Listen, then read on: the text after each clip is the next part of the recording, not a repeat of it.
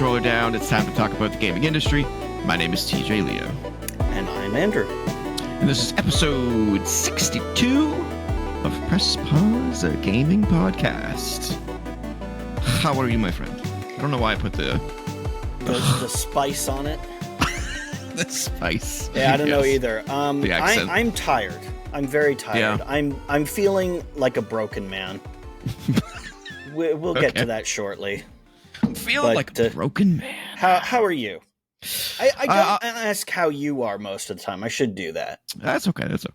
I'm actually the person who typically forgets to reply. Like if someone says like, "Thank you, have a good day," I'm usually the one that says, "You're welcome," but then forgets to say, have a good day too, or something like that. Yeah. Like I'm really bad at that. So Dude, I had to make sure I said that today to the person handling the tech support call that I had to do because they fixed my problem. Yeah. I mean, I was on hold for that call lasted just over an hour, and I was on hold for probably 50 of those minutes altogether. But once they actually addressed my problem, it got fixed real fast. It required basically zero input from me. It was like they just flipped a switch that went, "Hey, your email works again." It's amazing. Sometimes I miss being in tech support because there are those like gratifying calls you get where you solve a problem that no one else none of the other agents would have been able to figure out. But then like 80% of the other calls are just mind-numbingly brutal. Oh, yeah. So that job's tough, man. But give those people props when they do well. Be nice to tech support people. They are as tired of the bullshit as you are. Yes. Both from customers and from the company they work for. Trust me on that one. Yeah. Yeah. They can't say it, but they are so tired of telling 20 different people every day, turn it off and turn it back on again. That didn't bother me. It was usually It was two things. It was the company stuff that's just made no sense. Oh, yeah. Where it was like the company I worked for didn't include the warranty for like service calls and equipment. So every time someone they included it free for the first year, but they don't tell you that when they sell you the service. So then when the year's up, if they need a service call, then you have to go into this whole spiel of, well, you're not on a warranty anymore, and then you have to sell them the warranty, and it's always a headache. And it's like, why wasn't this just not included in the price? Because it wasn't expensive. It's like $9 a month or something like that. It's like you couldn't just tackle that on into their bill, like into the plan, like yeah. And then the other thing is just people who just don't listen. Yeah, that's just the worst. Where you say unplug this thing, and then they unplug everything, and then you're like, well, this call just went from 10 minutes to 50 because now I have no clue which wire goes where, and now we got to figure that out. Great. Yeah. But no, I'm okay. I think I had food poisoning. It sounded like you were Wednesday. in kind of bad shape for a few days there. Yeah, Wednesday was the bad day. I don't eat very many different things. I'm a pretty picky eater, so I don't know if it was just like one of those 24-hour stomach bugs, or what it was. But like, I remember, I mean, I was violently sick. But I remember after I stopped being violently sick, I remember looking in the mirror and realizing how pale I was. It's just me every day. Exactly. I was gonna say, I was like, I'm normally pretty pale, but I was like sickly pale. You know what I'm saying? This is an abnormal level of paleness, even for me. Yeah, it was pretty rough. And then yesterday, I started to feel a little bit better, but I was still queasy. I wasn't like throwing up or anything, but I was queasy and I was green. Managed to do Wrestling Renaissance, but that was after taking a bunch of like Pepto and ginger and like just load myself up with stuff to try to get me through that episode. You become 10% Sudafed. Yeah, exactly. By weight, you just no. Yep. Just to get me through the day, and then today, I'm like 80%. I'm almost there. But that sucked. But otherwise, I'm good. We have a big show today. Huge show. Yeah. Oh boy, do we. So much to talk about. So let's get into it. Starting with housekeeping and corrections. As always, we're on YouTube Music. If you want the audio-only edition of the show, that's where you go. Yeah, that's all I got to say about that. Anyway, I have a clarification. Yeah, sure. Yeah, that gulping sound I made 30 seconds ago, that was taking pills with water. That was not sucking cock. Just for anybody who's Jesus. Good Lord. Anybody who's gonna wonder what the fuck that was supposed to be. Andrew's just having a ball over there. Oh, having a ball. I'm having a great day. Yeah. What's this? No? Yeah, okay. I'll deal with that later. Don't forget to join the Co-op Club Discord community server. Link is in the description. I have to update that link. That link is expired, so I gotta update that link. Okay. Gotta remember to do that. And a correction from last week: the hype system. So I explained that it was for videos under a week old and for under 500,000 subscriber channels only. Correction, unfortunately. It is for under 500,000 subscribers, but over 500. Oh, wow, so we don't get shit. So we don't qualify. And I'm assuming they did that so that, like, people just can't, like, so that, like, a stupid video of, you know, some family channel, you know what I'm saying? Like, someone's family uploads don't get hyped. And then it's just, like, you know, people can abuse the system. So I'm assuming that's why. But yeah, so we do not qualify for the hype system. So don't worry about pressing that button. Disregard. Do not feel hyped for us. Yeah, we're at 32. So we got a while to go. Yeah. 32. We got a while to go. Yeah. Hey, we're not going down. We're still going up slowly. We get like one I don't know. One day our subscriber count will exceed our episode count. Yeah, exactly. That's the goal. That is the goal. Oh man! then we just got to keep getting at least one a week, and we'll be all good. Yeah, exactly. I'm gonna bring that up when that happens. I'm gonna be like, hey, our subscriber count has exceeded the episode count. Sweet. Although it's not going to exceed the video count. That's for sure. No, God no. We're almost at 200. Yeah. Crazy. So yeah, don't worry about the hype. It's not gonna matter for us. Not for the time being. And then finally, there is no Press Pause a Gaming podcast next week. So we will be skipping a week. I have a wedding to DJ. So I will be gone for like 3 days. So we're just not gonna do it. So we're gonna see if we can have something else ready to go for that, but it remains to be seen. I've got one in the pocket. Another Portal episode with Sim31 that's like been sitting in my video pile, waiting to be used. So in case of no video break glass thing. Yeah, so I'll probably schedule that for Monday. All right, and then that way we at least have something for next week if we can't get anything else going. But there will be no normal gaming podcast. Maybe that would be the time to put up the Random Encounters episode we recorded. yeah. Oh, bastard. He's back, baby. Yeah, so we will not be here on the 19th, or we will not be recording on the 19th. We won't be back to our normal scheduled program until after the 26th. So we'll have a lot to talk about, maybe. Actually, we will, because Tokyo Game Show is going to be that. And Cultic Chapter 2 comes out on the 18th. So it's actually a good thing we don't have a show, because I'll be playing that. There you go. Could be a lot to talk about when we come back. All right, so let's get into the show. Starting with what we're playing. You have some semi-final Silksong. Oh, no, I have final Silksong thoughts, because I actually did manage to beat it today. I thought I was, and then I thought I wasn't, and then I did. Gotcha. So I would like to talk about this in 2 stages. I would actually, could you put up the first unaltered screenshot? I can, sir. All right. So this is going to be the first, maybe not half, but whatever. This is going to be the first part of my thing. So what you're looking at right now if anybody's listening to this in audio, then I have nothing for you. I'm sorry. Yeah, don't do that. Yeah, I try not to rely on visual content, but it's kind of important here.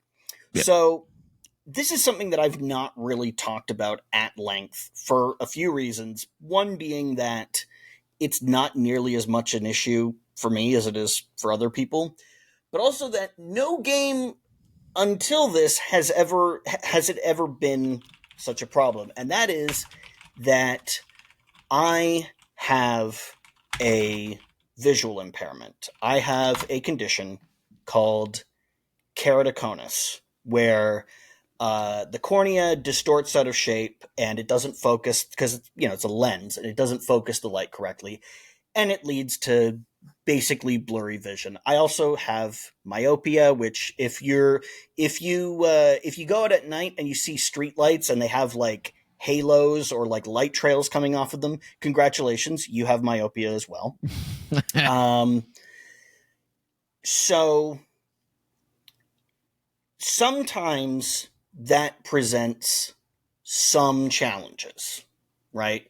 Usually it's not that big a deal.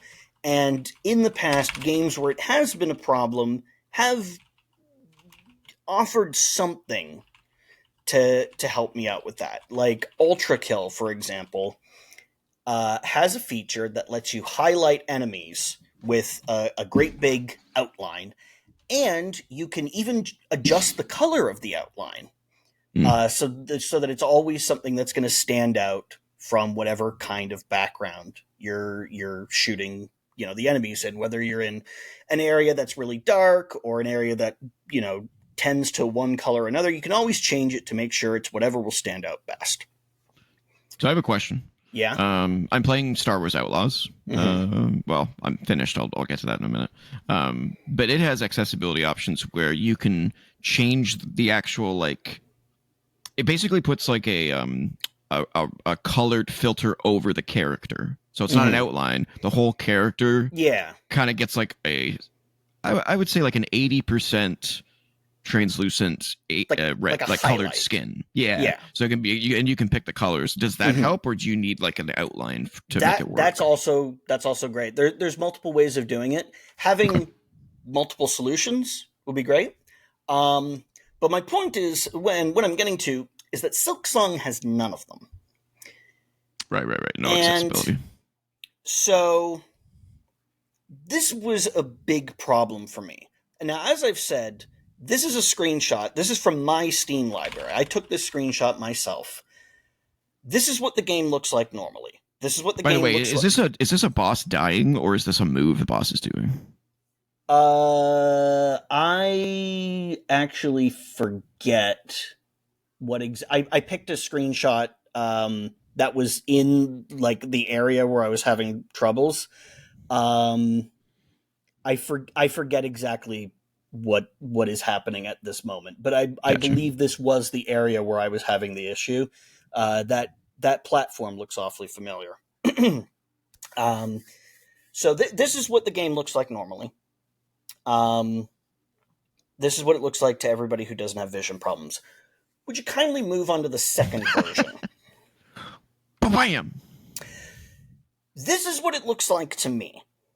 What you're seeing right now is my attempt to simulate what my eyes see with Photoshop. You will note that everything is kind of blurry. You'll note that there is... It's almost like it's a mirror. Yeah, there's the double vision from the myopia, where things appear to extend or just sort of stretch out. Also, I should point out that because I only have keratoconus in one eye, the other eye is not as impaired.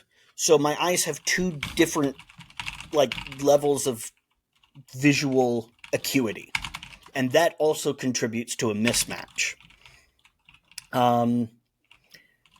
So you'll also notice that everything's got kind of like it's almost like just a blur, but it's like everything's kind of sort of stringy almost. That's an effect in Photoshop called fragment, which is really good at simulating the myopia. But anyway, this is what I see. This is the closest approximation that I could come up with. And you'll also have to remember that the game is moving. That was something I was not able to simulate. Yeah. So this is what I'm up against. This game really can barely see what's her name? It's not Silksong. Hornet. Yeah. This is why the game really needs something. Whether it's highlighting the character, outlining them, like this is what I played through for like 40 hours. Now this is obviously a more extreme example of it, but I picked a screenshot in this part of the game because this is where it broke me. Like up until this point, I was I was having sort of a tough time with it, but it wasn't anything that I couldn't overcome until I had to do this. There is a boss fight in this area who can smash that floor out from underneath you. There are 6 segments to that floor, or one that's very much like it. There's a few areas that look kind of like this, and I forget if this is the exact one, but it's very similar. So it can do a move where it will smash 3 of those segments. It can do that move twice in a row. It just kind of cycles through which thing it does. And if you get both of those in a row, guess what? You've got no floor to stand on. And you better hope that when you're floating in the air, because you could do like the sort of poofy thing, like the parachute skirt thing or whatever, you better hope that you're close enough to wherever the first platform that was destroyed was, because it will eventually pop back up. But if you're not, guess what? You're going in the lava. And is that a instant kill, or is that a double death kill, or a double hit thing? It's one of those things that it hits you and it does damage and it resets your position. Right. So there's that. But the other thing, and this specifically is what broke me, is that it summons these enemies who can shoot fireballs at you. Now these fireballs land on the ground and they persist for several seconds, and they do double damage, and they are orange, like almost everything else in the scene. And I was being hit by things that I couldn't see because it was like 2 very slightly different shades of orange. And this is what I was contending with. This kind of shit. So at a certain point, I said, I can't do this. Like I'm at a distinct disadvantage. I had to resort to cheating to get past this boss. I fucking downloaded Cheat Engine and found cheats for the games. I haven't cheated at a PC game since like Diablo. Remember that? Remember the days of the Boba Fett trainer? Yep. Yeah, this broke me. And like I've played through Dark Souls, Demon Souls, Elden Ring. This was the one I had to cheat on because I couldn't see the fucking fireballs. They could have just made the fireballs blue, or they could have had an option to make the fireballs blue or flicker or something. Like it's really bad. And I thought maybe this will be a one-off thing. Dude, the final boss fight of the game makes this look like a joke. All those particles you see concentrated on that one area of the screen, imagine that's the entire screen. The reason I didn't use a screenshot of the final boss because, one is that I wasn't at that point when I did this, but number 2, like you said, spoilers, because like even after going to it, I was like, well, I'm not gonna do that. But just trust me, it's even busier than that. And the final boss is also a color that blends in with all that stuff. Mm. And the final boss is not particularly large. Yeah, I feel like they'll probably add accessibility options. God, I fucking hope so. They typically add a lot of post game content, not actual like content, but like features and options and all that kind of stuff. Because when I first played the game, I could swear that it was a lot harder. I don't know if they balanced things. They did actually put out a patch today. Oh, okay, that's good. They put out a patch that adjusted some things, fixed some bugs.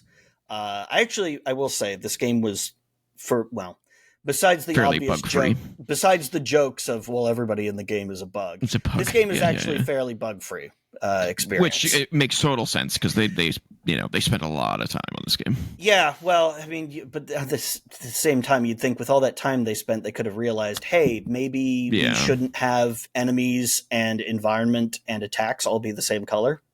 I do actually wonder how much like QA testing they did, or like not QA testing, outside play testing. Yeah, just to get like feedback. Like I'm kind of curious. I don't know, but it's only three. It's only three people making the game, so it's like there are. I mean, this is a thing that people have talked about a lot. The it's only made by 3 people narrative is wrong because there's more than 3 names in the credit. There's actually a lot more than 3 names in the credit. They didn't all do like the voice acting themselves or the music themselves, that kind of stuff. The game has 3 designers, basically 3 people working on art and programming and just general gameplay design. But obviously, like there's more people than that. The outside help that they needed for things. Yeah.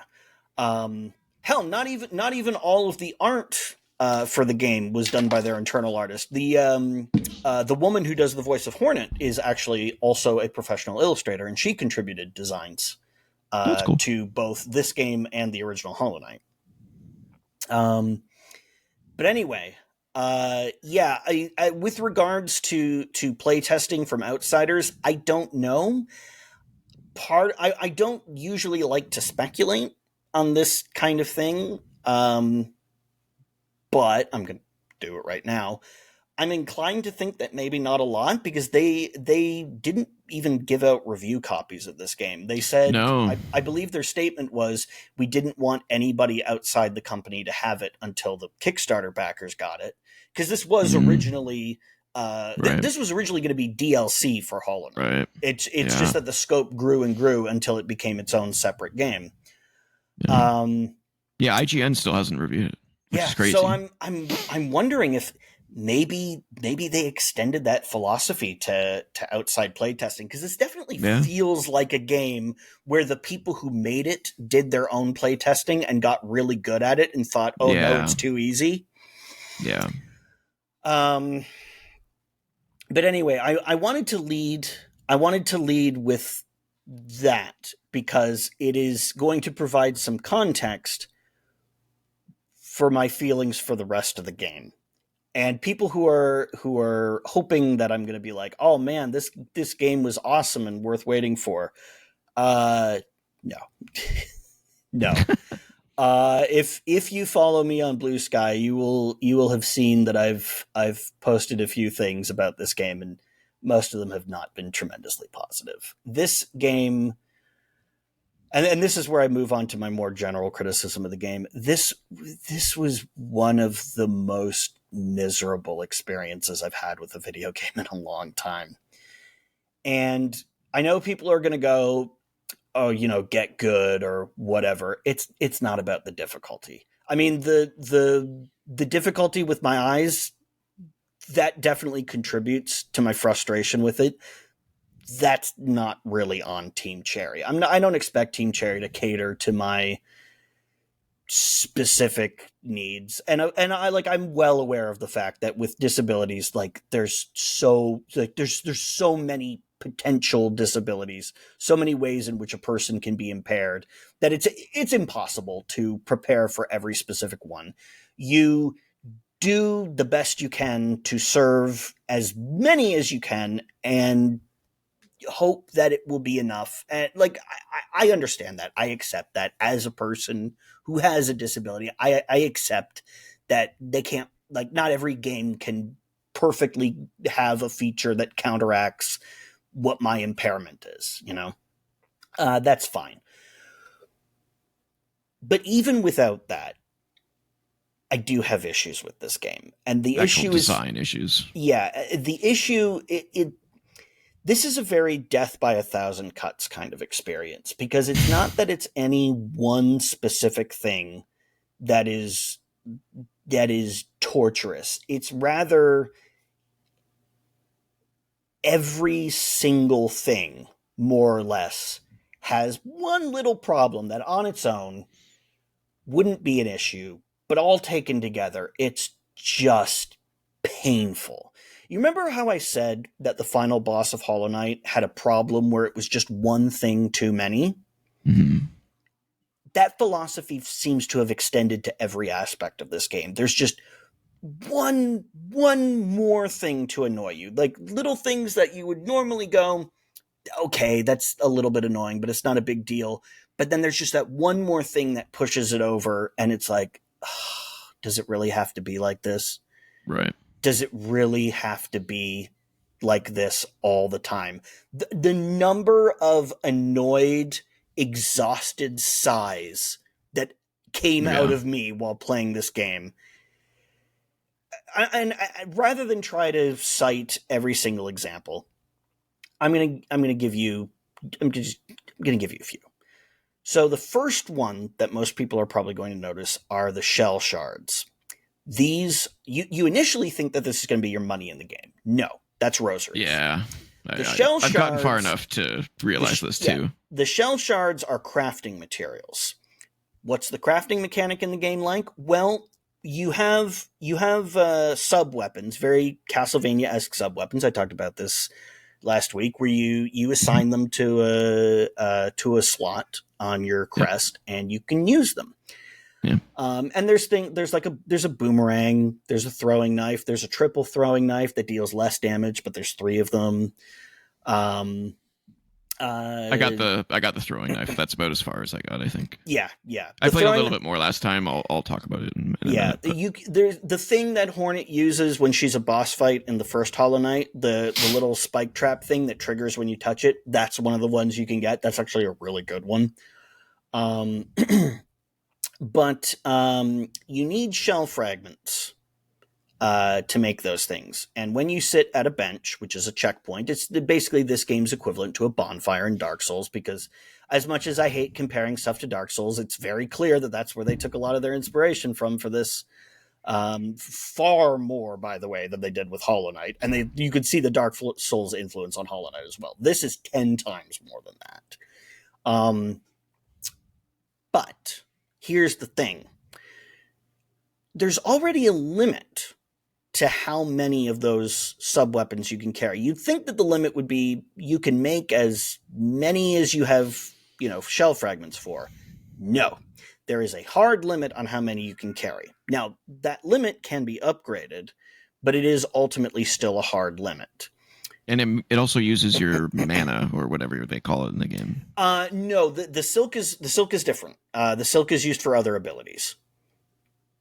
You know how another one of the abilities that Hornet has is the one where she whips the silk all around, basically creating a circle around her that you can't enter. Haven't got that far. All I've got is I'm talking about in the original Hollow Knight.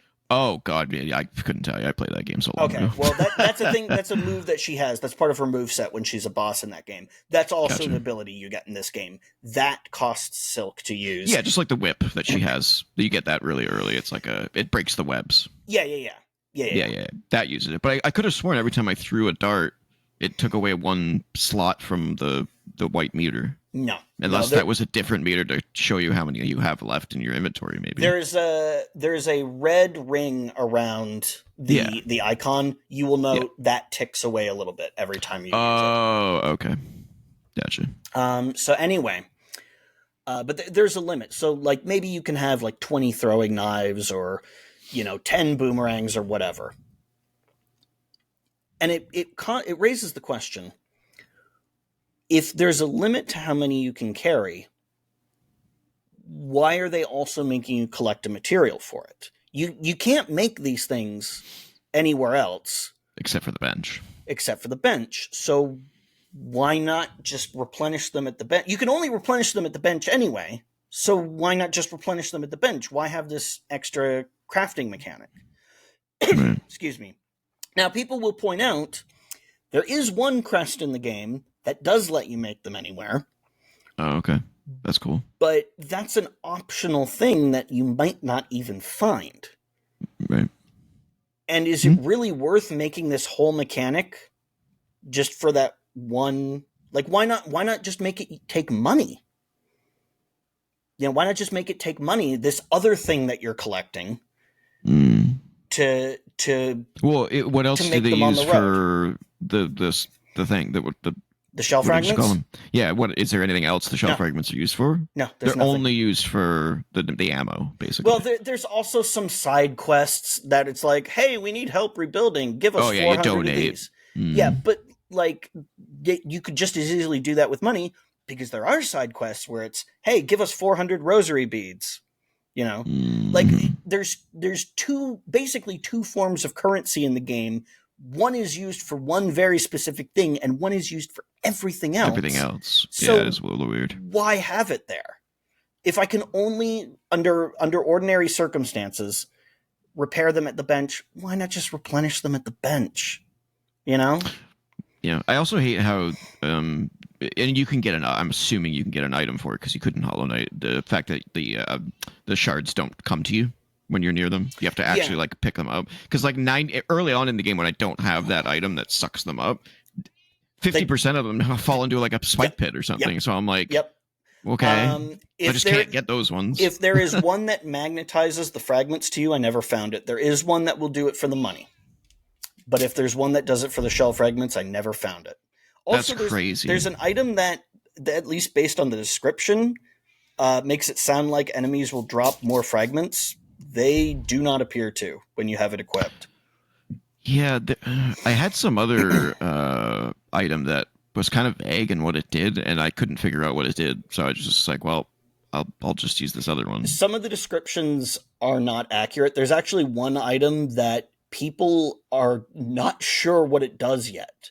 Like even though people have finished the game, because it doesn't do what it says it does. Which means it's either bugged or the description is just flat out wrong. Yeah. So that's weird. Yeah. So that's just one example. How about rewards for exploration? You know, in these, I hate the name, but people this is what people call them, Metroidvanias. Exploration and getting rewards for your exploration are a big deal, right? So you would think that this game would hide all kinds of cool shit in all kinds of cool secrets. That there are all kinds of secret areas in this game. You know where your rewards for most of them are? Rosary beads. You know, you spent 10 minutes meticulously navigating a platforming challenge that has the floor, walls, and ceiling lined with spikes, and you had to do like 4 rooms like that, and then break a secret wall at the end because it looks like it's empty unless you hit that wall. Yeah, you get $50. You don't get like a piece. So it's basically a big grind for rosary beads because you need that stuff in order to really make a difference. Yeah, because the crazy thing is almost all of the game's upgrades are purchased. Like a good 50% of the like tools or charms or health and silk upgrades are just purchased in shops. Yeah, I noticed that early because I haven't played anywhere near beating it, not even remotely close. But I did notice like 2 shops early on, and I was like, huh. There was like maybe 3 or 4 shops, I feel like, in Hollow Knight. And I'm like, I've already seen 2, and I feel like I've barely played 5% of this game. That's a little weird. Yeah. But this was a problem that I had with all of these problems that you're talking about basically are problems that I had with Hollow Knight originally. So I'm assuming they fixed them because I don't remember playing Hollow Knight having these problems when I played it the second time. And I don't think you really had any of these issues. No, because I didn't play Hollow Knight until 2 weeks ago. Right. Yeah. Yeah. So I think my hope is that they will fix those things because people don't like them, but I don't really know. This might be a game to revisit. Yeah, like in a year or two when they. Yeah. Look, if they can fix it, I will give them full kudos. I have absolutely commended games that turned it around. No Man's Sky, Final Fantasy 14, you know, all that stuff. If they can turn this around, because there is a good game in here, by the way. Like I'm not just saying this to be people a love downer. it for sure. There is a great game to be found in here. But it's buried under so many levels of what feels like one step forward, 2 steps back. One step forward, 2 steps back of trying to pad this thing out to justify its like expansion into a full game. There's a lot of one of the things I hear people complaining about a lot is the runbacks, where you die in a boss fight and you have to go all the way back from a checkpoint. That it's not bad for every single one, but there are some in there that absolutely should not be in there. There are some. Hollow Knight had that problem too. A couple of bosses where it was like, oh my god, I got to go all the way back. Didn't they add more benches in Hollow Knight over time? They did. I still think there was a couple bosses because like the second time I played, there was a couple bosses where I was just like, I hate walking back. Why do I have to walk all the way back? It's so annoying. Dude, there's one in here that is in a swamp, like a poison swamp area, where if you fall into the water, it doesn't damage you, but it does start draining your silk, and you have to heal to just get rid of the poison. And it doesn't heal you; it just unfilthifies your silk. Yeah, you actually get like a little animation of like your silk covered in like maggots and shit. Yeah, but it's at the top of a long vertical shaft in this swamp area, and there are tons of enemies, flying enemies, and it's one of the dark areas where you have like a light radius around you, but you can't see everything on the screen. Yeah, that's annoying. And it goes on forever, and there's no bench, at least that I can find. I've heard that there's a secret one, but I spent a long time looking, and I couldn't fucking find it. Part of the reason I actually enjoyed Hollow Knight was those sections where you were like, you know, your life is low and you've been stretched for a while and you're like, where's the fucking next bench? Like those are actually some of the better parts of Hollow Knight. I feel. You know what else that area has? A trapped bench. Oh, that's bullshit. Yeah. So what happens? You sit on it and you die, or you just it breaks. It breaks. It's like, it's not real. Oh, that's cruel. Yeah. So they knew that they were being assholes there. Like that's funny. I don't mind that. That's actually kind of hilarious.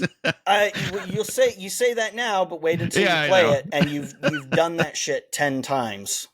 Yeah, that one is inexcusable. It's fucking it's that's funny. Just torturous. Yeah, the one problem I have with it, which I don't know why I have a problem with it in this game, but I didn't have a problem with it in Hollow Knight, unless it wasn't in Hollow Knight, but I'm pretty sure it was, is the fact that the fast travel locations require you to pay to unlock them. Yep.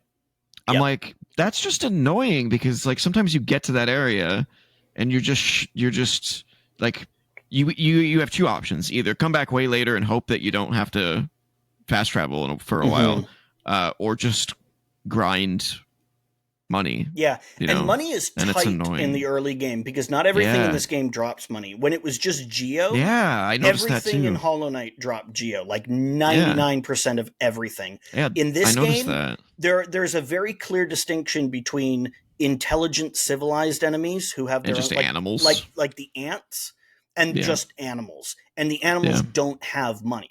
They have shell fragments, but they don't have money. And most of the early game is against animals. Now, when you're fighting these guys in the Citadel, and some of them don't even have the shards. Yeah, some of them don't even drop nothing. Shards. Yeah, I was like, that annoyed me. I was like, so there's no incentive for me to fight this guy. I might as well just avoid him. Okay, cool. Like, why is he there then? Just to annoy me, I guess. Yeah. And then, like, on top of that, there's the stuff where it's like, enemies have way too much health in a lot of cases. Yeah. Like it feels like every enemy in this game, or just about every enemy, has like 25% more health than they should. Yeah, You know, I noticed like that as well. Like 3 or 4 hits. It's like, what? Why? every like challenge, like platform section is like one room too long. Every boss has one more phase than it really needs to.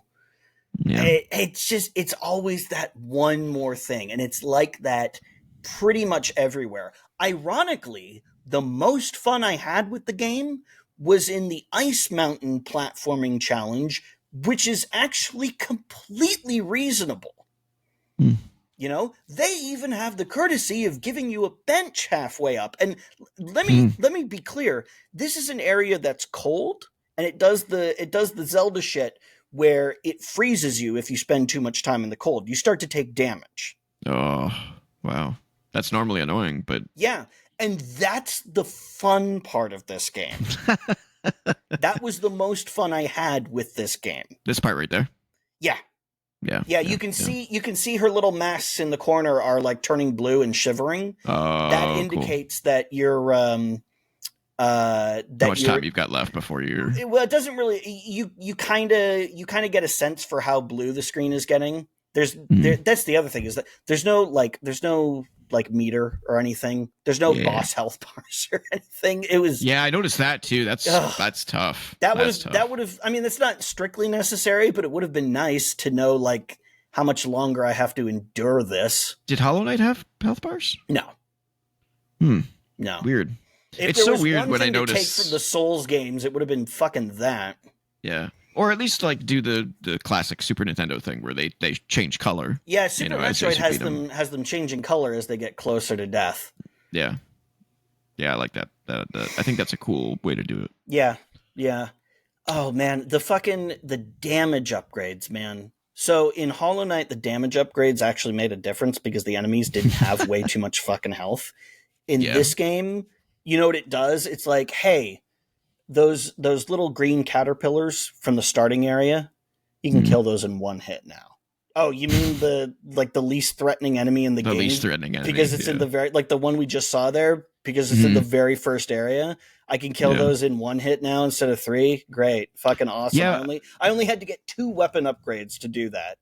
But it doesn't seem to make much difference for all of the stuff that has, you know, way more health. Health. Those enemies that take 10 hits, now that you've got that first weapon upgrade, they still take 10 hits. That's dumb. Oh, but now that you've got the second weapon upgrade, now they take 9. Now they take 9. Yeah. You're welcome. So dumb.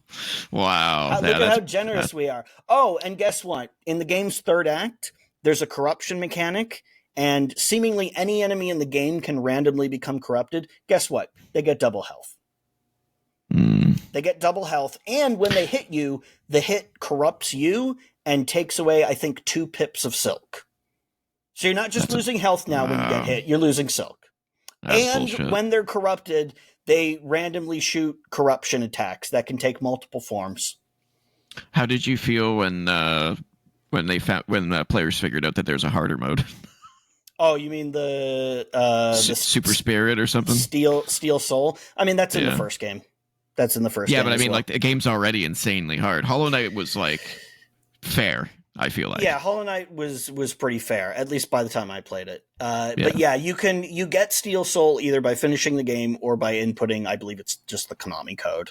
On the option screen or something like that, which, you know, whatever. But like, who's gonna want to do that if the game's already this hard? The speedrunners. This game is like this. It really feels like they catered to the speedrunners with this game because, man, there's movement tech. There's a lot of movement tech. There's a lot of movement tech they don't tell you about. So here's a helpful hint from your friend Andrew here at the Press Pause podcast. You can do an air dash downwards. That would have been really helpful to know for dodging enemies in the air. You hold down, you push the air dash button, you shoot straight down, and you can hold that shit and keep shooting down until you reach the ground. Yeah, cool. I didn't figure that shit out until I was like 75% of the way through the game. Also, there's apparently a taunt. I didn't know about that until after I finished the game. Like Don't know that either. there's stuff they straight up don't tell you about. There's a parry mechanic in the game, but I'll be fucked if I know. To be fair, FromSoft is very guilty of this too. There's a lot of shit that game just doesn't tell you. Yeah, but like this is the opportunity to be better than that. You know, like there's a parry mechanic which Hollow Knight has as well, where if you attack at the same time an enemy attacks, you do this clash, and neither of you takes damage, and you can use that to get out of sticky situations. But it's not always clear which attacks can be parried. If an enemy is attacking with a weapon, you can be guaranteed. Like if they're attacking with a sword or like a club or something, yes, you can parry that. But like animals who are attacking you with claws, some of them can be parried.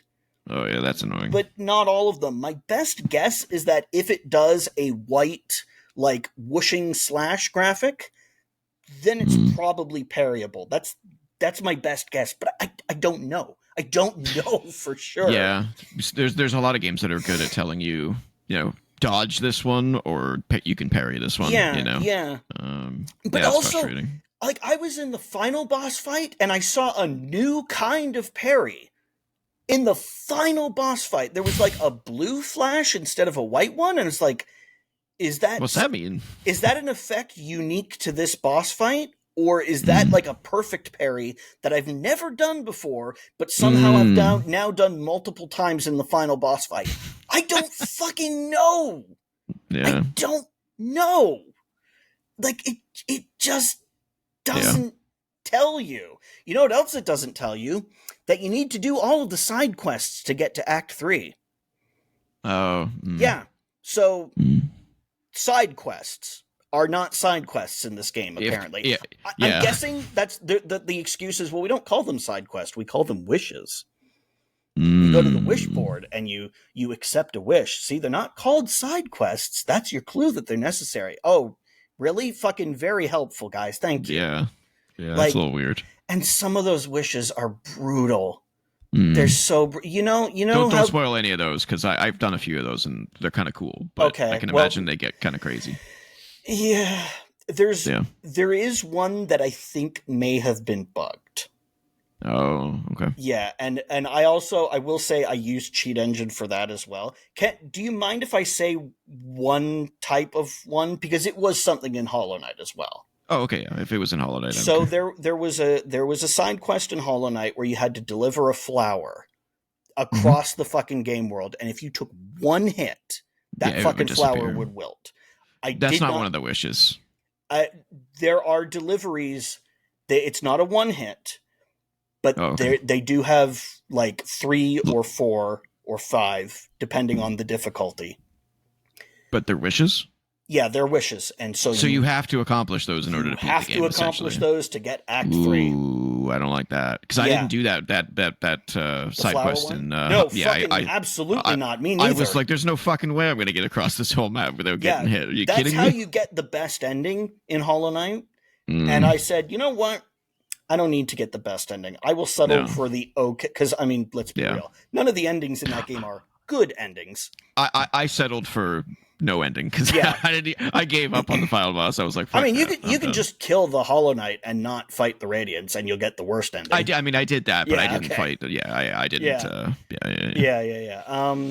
But anyway, so if you take damage, the package takes damage, and it looks like your sub weapons. It's a little icon, and it's got a circle around it, but the circle is separated into pips. So there'll be 3 segments if it's a 3 hit, 4 if it's a 4, et cetera, et cetera, et cetera.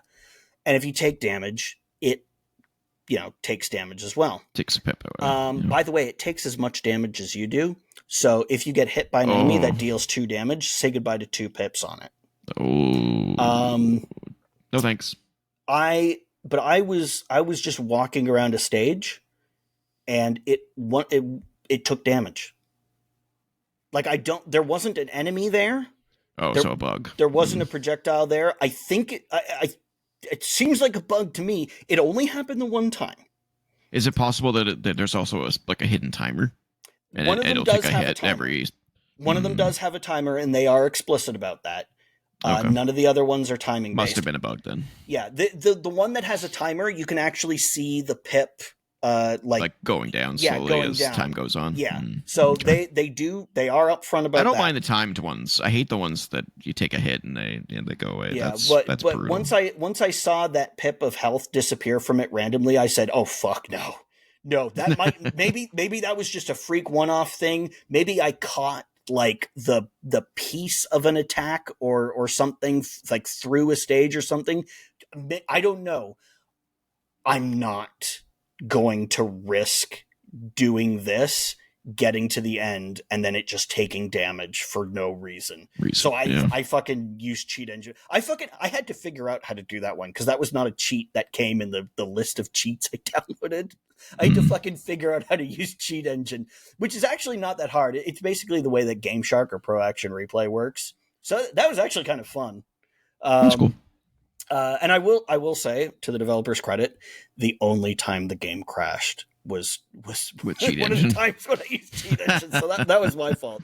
But yeah, as soon as I saw that thing just take what seemed like random damage, I said no, absolutely not. If there is even a 1% chance of this happening for no reason, I refuse to do it legit because I need the game to work with me on this. I can't do multiple delivery missions knowing that there's a chance that this could happen. It will not. I will not do that.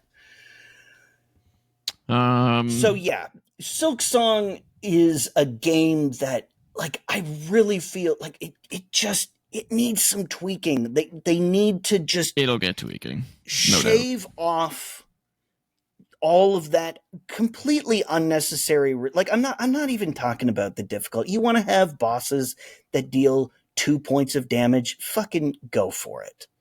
All right. But when every single thing in the game feels like it is designed to be as inconvenient and time consuming as possible, the entire experience feels like a fucking slog. It feels like work to get through this game. I've played games like that for sure. Yeah, and the reason why I stuck with it, because normally when a game feels like work, I say, get the fuck out of here. Absolutely not. I'm not playing this again. Is because I do this podcast now. This, by the way, this was the first time I ever regretted is saying, yeah, I'll do the podcast with you. Like I've done this with you for just over a year now, and until now I have never regretted saying, yeah, I'll be your permanent co-host from now on. This last week was the first time where I was like, oh God, I don't want to.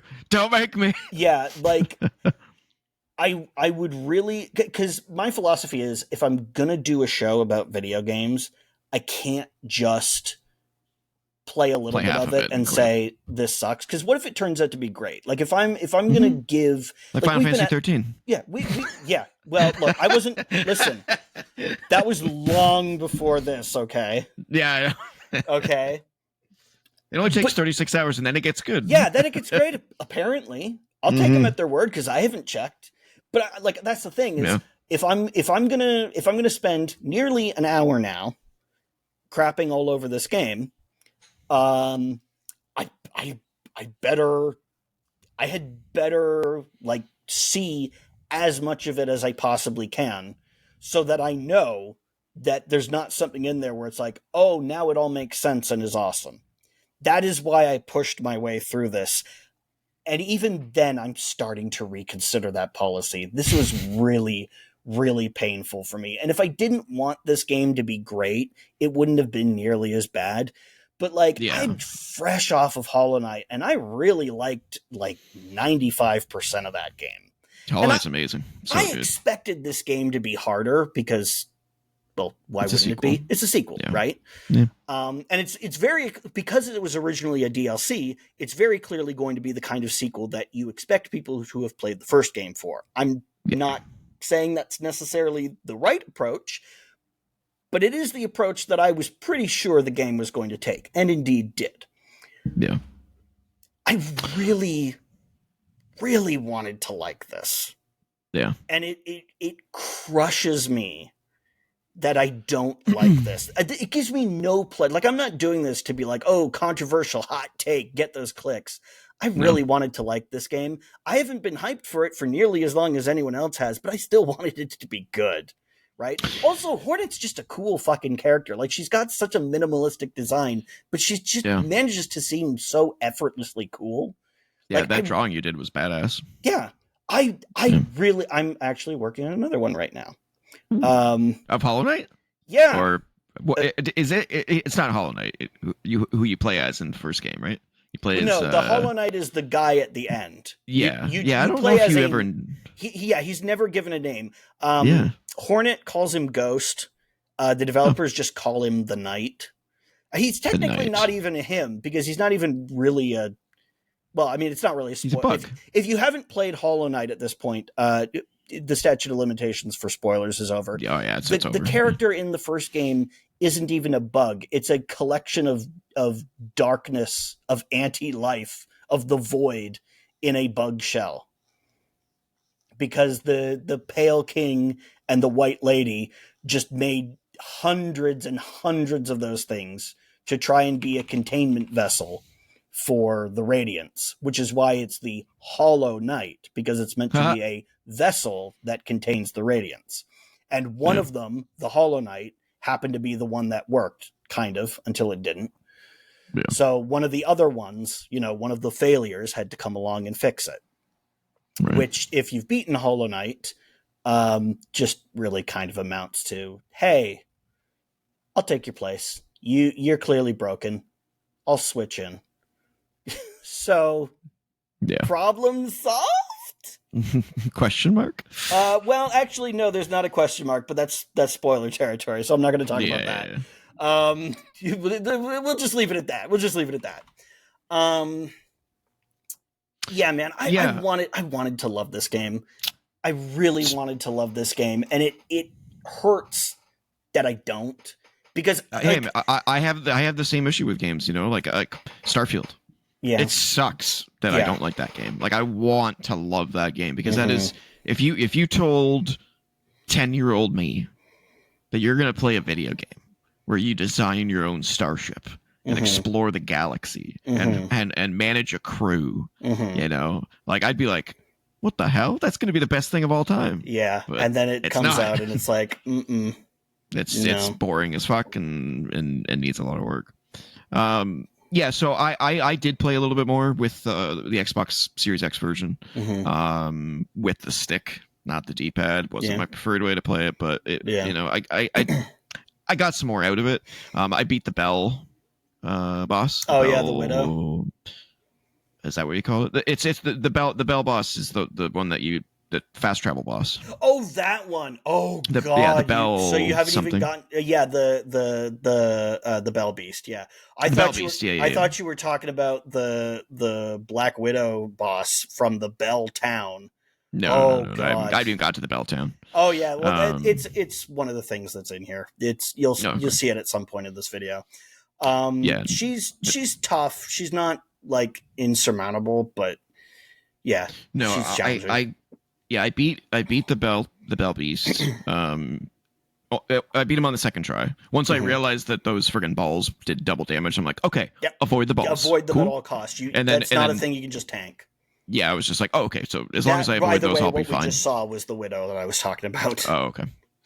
Yeah, no, I definitely haven't fought her. And then I got to the second fast travel station, and then realized that I have to pay for it, and I couldn't afford it, and then I think I stopped there. Oh, yeah, can I also talk about the fast travel in this game?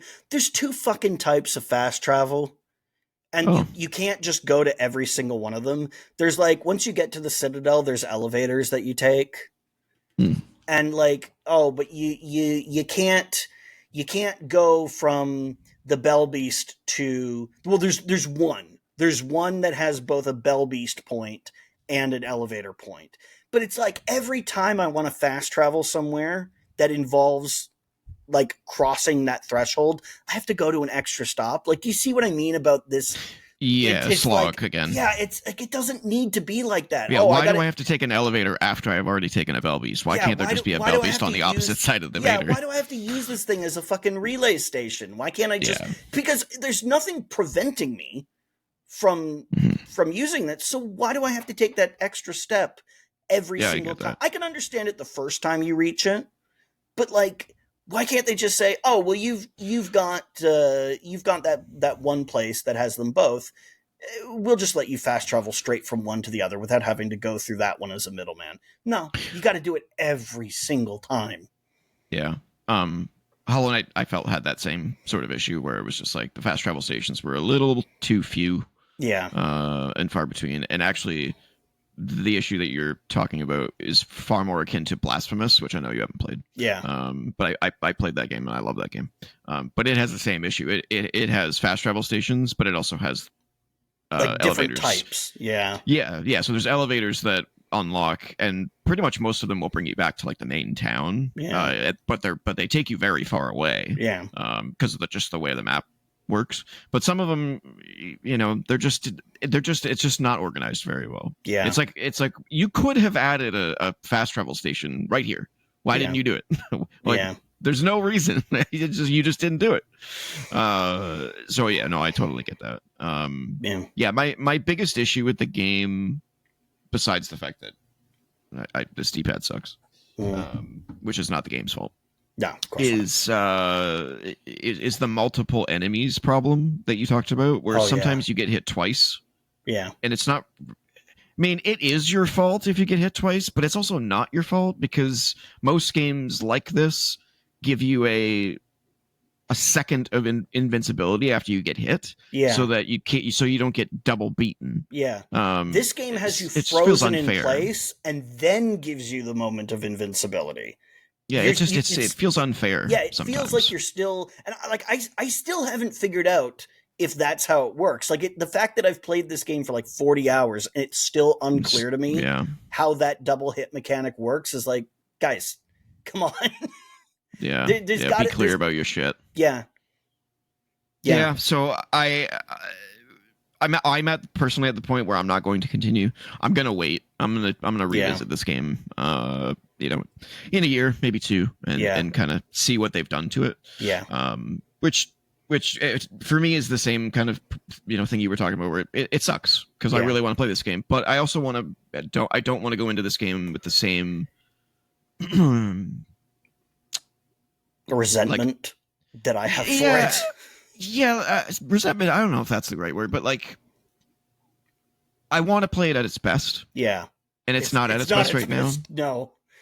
And that's what happened with Hollow Knight, right? Like, I played Hollow Knight and I was like, oof, nope. And then I played it like a year or two later. A better version of it. Yeah. But you still got that memory of it stuck in your head of like, oh, it used to be this. Yeah, like that's my worry, is that they'll address like everything I'm talking about and this game will be great. And then I'll play it, then I'll still be like, Silksong. I'll be like, no, wait, it's good now. But every time I think about it, it'll be like, that'll just be my first reaction. It's like when I see a school bus. Like I haven't been in a school in years, but every time I see a school bus, my mental reaction is ugh. Yeah, it's cool. Just stuck. It's just imprinted that negative feeling on me. No, I get it. And since I've spent so much time saying unkind words about this game, let me just say the fucking art and music in this game is incredible. There's no denigration to that. This game looks beautiful, absolutely spectacular. I wish there were fewer foreground elements that block your view of yourself in some areas. Yeah. I'm looking at you, Clock Tower area. But overall, it's gorgeous game. And it's also nice that she talks. Yeah, she does. Whereas the knight didn't say anything. The knight was always like, I don't even know if the knight like canonically speaks. I think it might just be silent. Yeah. In fact, I believe it is, because I think some of the dialogue in the game was like no mind, nothing to say, to think, no voice to speak, or something like that. When they were when you like find the lore about the creation of those vessels, I think a couple of the NPCs also comment on that. They're like, that it just doesn't. Oh, you don't have anything to say? Yeah. Yeah, and then they just continue talking. Yeah. So, Hornet is quite talkative in this game, though. Yeah, she is. Yeah. Before we move on, because we're over an hour already, we have a lot to get through. I knew we were going to spend a lot of time talking about this. I didn't even want to because I just want to be done with it for now. Now you're done with it. Now I'm done with it. Now I'm done until with I it. play it. Yeah. Then we'll revisit it. The great thing is that the only thing that's going to stick with me for a while is the music, which I love. Yeah, it's like beautiful. this is I said this about Final Fantasy 16 a little while ago. But like the music in this game is like in my head when I'm not doing anything. Like I'm just hearing the music the same way that I hear the music from Final Fantasy 16. So even if I don't like the game, and also like I don't like everything about Final Fantasy 16, the music, top notch, sticks in your head in a good way. Yep. I now that you've played Hollow Knight, I'm kind of curious, and I don't think you'll get to it anytime soon, but I'm really curious what you think of the Ori games. Ori and the Blind Forest, I've been meaning to play those for a long time. I need a break from this type of game for just a little while. And by no means are those games punishing. They're not. They have some challenging elements. Don't get me wrong, but they're not punishing. I gotta admit, I've been sleeping on Ori. I know that people love those games, and I really should play them. Dude. I feel bad for fucking Shinobi because I was gonna play that next, but now I'm so burnt out of these games for a while. Yeah, take a break from the side-scrolling Metroidvania type games for sure. Yeah. All right. That's Silksong. So I have decided that Silent Hill 2 remake is not for me. Unfortunate. Not because it's not because it's a bad game, but because it's a faithful 1-to-1 remake. So as gorgeous as it is and as pretty as it is, it feels old. Old. So because I don't have the nostalgia for the game to bring me into it, it just feels like I'm playing a game from PlayStation 1 game. Yeah. So unfortunately, this is not how I'm going to enter the Silent Hill series, but Silent Hill LF is coming up, so maybe that will. And maybe people who've played it said that it's really good. Yeah, and don't get me wrong, anybody who likes Silent Hill 2, you should get the remake. It's very well done from what I can tell. I was not aware of the type of game that's on my backlog. The Silent Hill 2 remake. I have the original. I was actually going to say if it wasn't doing it for you, I could lend you the original. But if it's because it feels dated, then it has nothing to do with like the quality of the remake. The quality of the remake seems very good. So. Yeah. But what I have finished is Star Wars Outlaws. I've been meaning to get back to it to see. I don't know why the frame rate's so choppy on that. That was trailer, weird. I was going to ask, is that what it looks like in game? Because I don't remember any of the footage looking like that. There we go. That looks better. It must have been just the YouTube thing. Yeah. So I went back and I played the whole game again. Now that they've patched it. Now that they've patched it, and including the DLC. Yeah, still there's the DLC as well. Which is fairly substantial amount of DLC. Okay. But the changes they've made must be good because I don't notice them. Oh, it's one of those. Yeah, it's almost like they've smoothed over like so many small things where I'm like, I don't remember there being any issues. Weird again. What is with this video? Yeah, I think that's just Riverside being weird because it's fine on my. Oh, my okay, screen. That'll be it. Yeah, so the game has no frame rate issues, just to be clear. Yeah. The game just feels like it did before. But but I know they fixed a lot of stuff. I think some of the animations were smoothed over. The combat smoothed over. The only thing I did notice significantly was the stealth sections. So this game is primarily a stealth game when it comes to the third person stuff, or at least it was. So in the original version of the game, most of the missions were 50% of the missions were quietly get your way through these areas, and then usually at the end of that mission, shit hits the fan, and you do some fighting. That's a lot of stealth for a fucking Star Wars game. It was, but I mean, it was. It's not bad stealth. Like it's not like a game where it's like shoehorning stealth in. Okay. But it's also not a game like it's not Splinter Cell. It's not fully built around that. I think the way I described this game when it came out was it's a jack of all trades type of game where it's like got tons of different things that you're doing, but it's not really a master at any of them. But the sum of its or the total package kind of comes together for me. Other people disagree. I think it really comes together.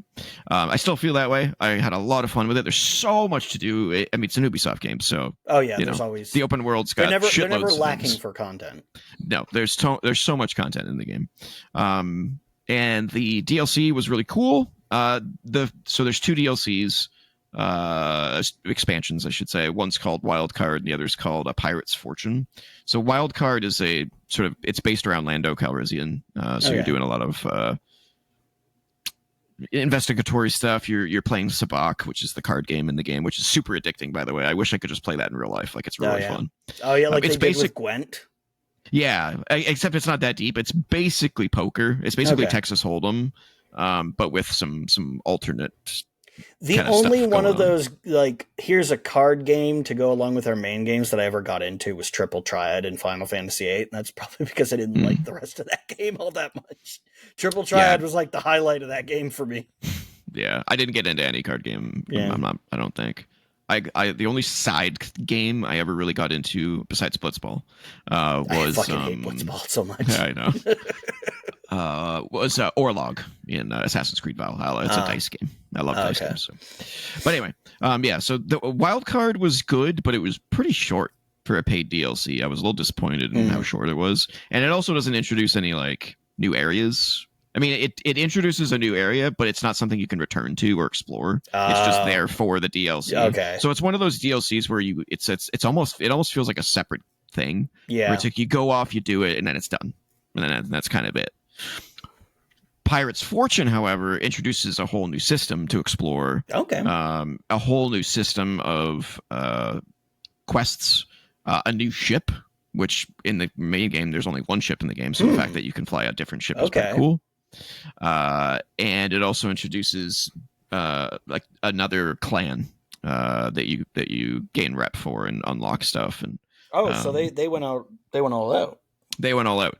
My only concern with it, and my only complaint against it, is something that DLC kind of falls into a trap a lot, which is this is DLC that you cannot play until you beat the game.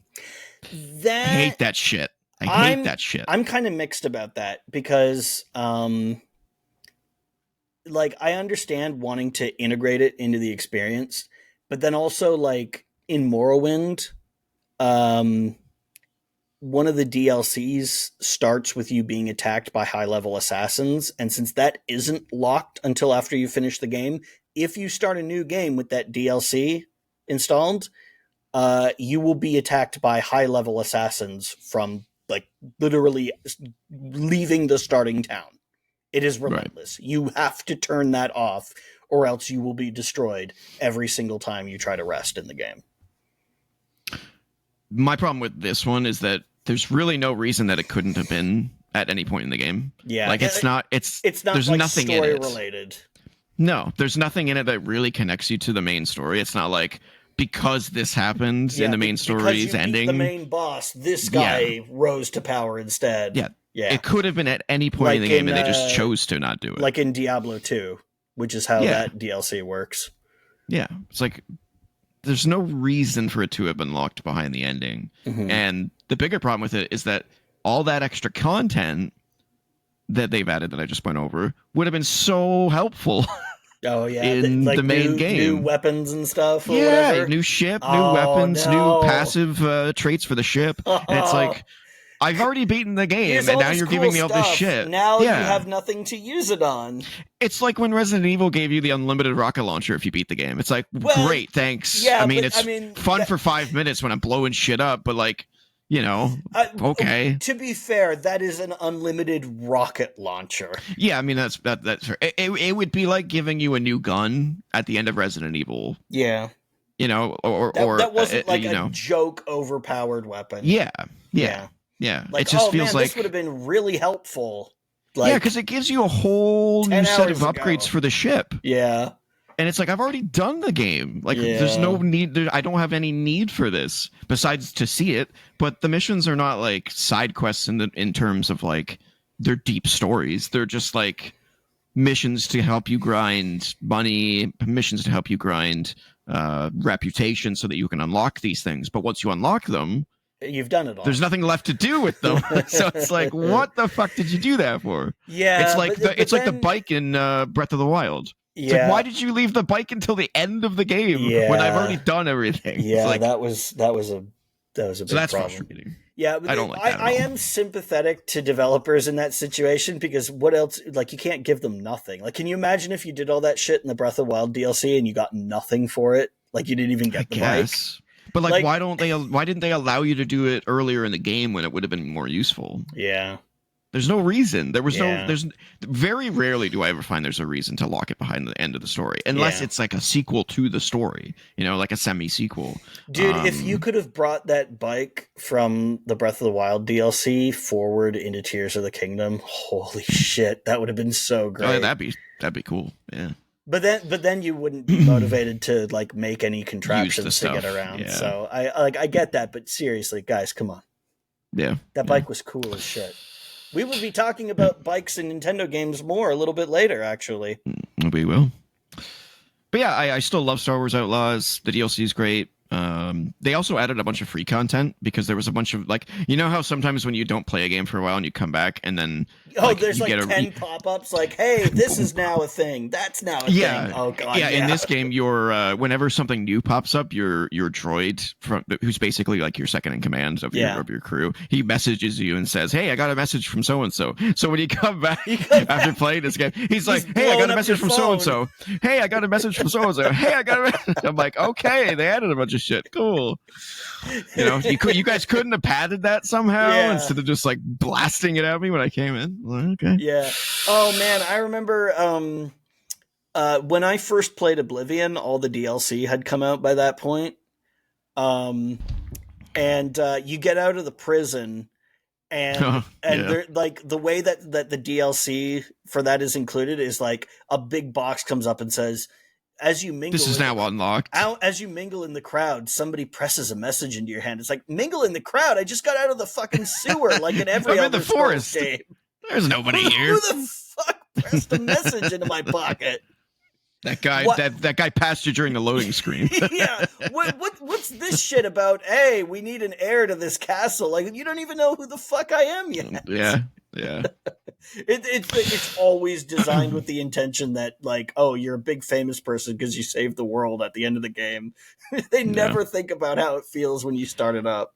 I know. I wish they would just like connect it to like a level up or something. You know what I'm saying? Yeah, like, hey, at level 15, you get this message. Yeah. Like that would have been such a simple way to do this, but instead they're like, no, we'll just instantly give it to you. I will say Fallout New Vegas does actually take some of that stuff into account with some of its expansions.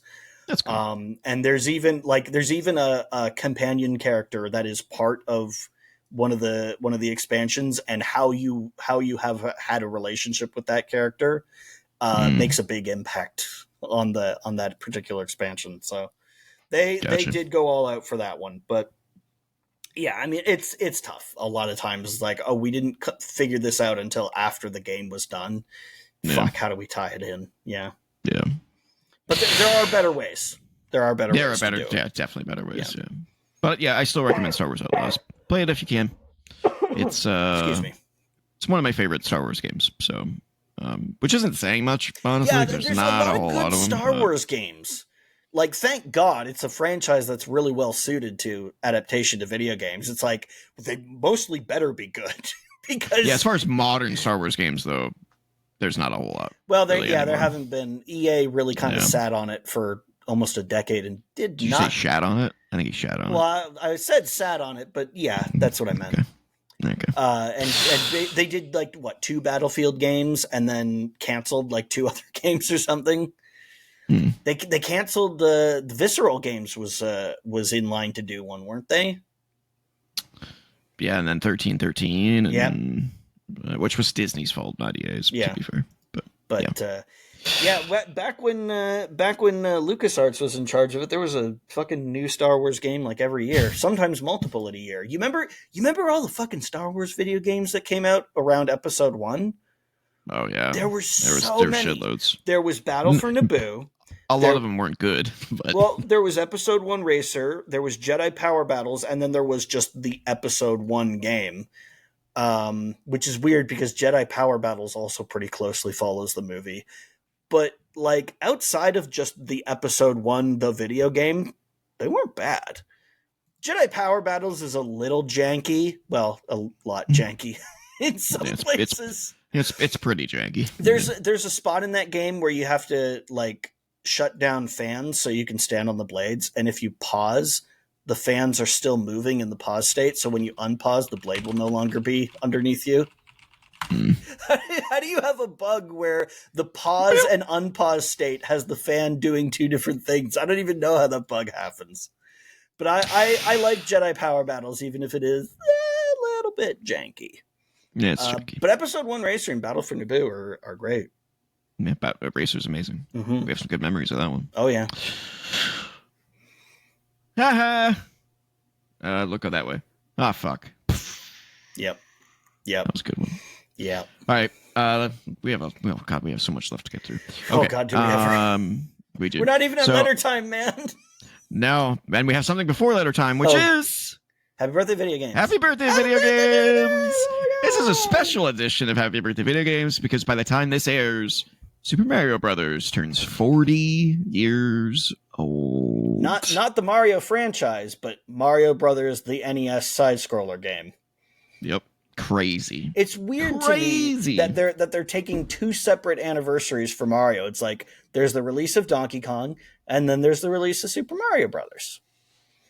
Yeah, well, but they are calling this the Super Mario Brothers 40th anniversary, not the Mario 40th. So whatever.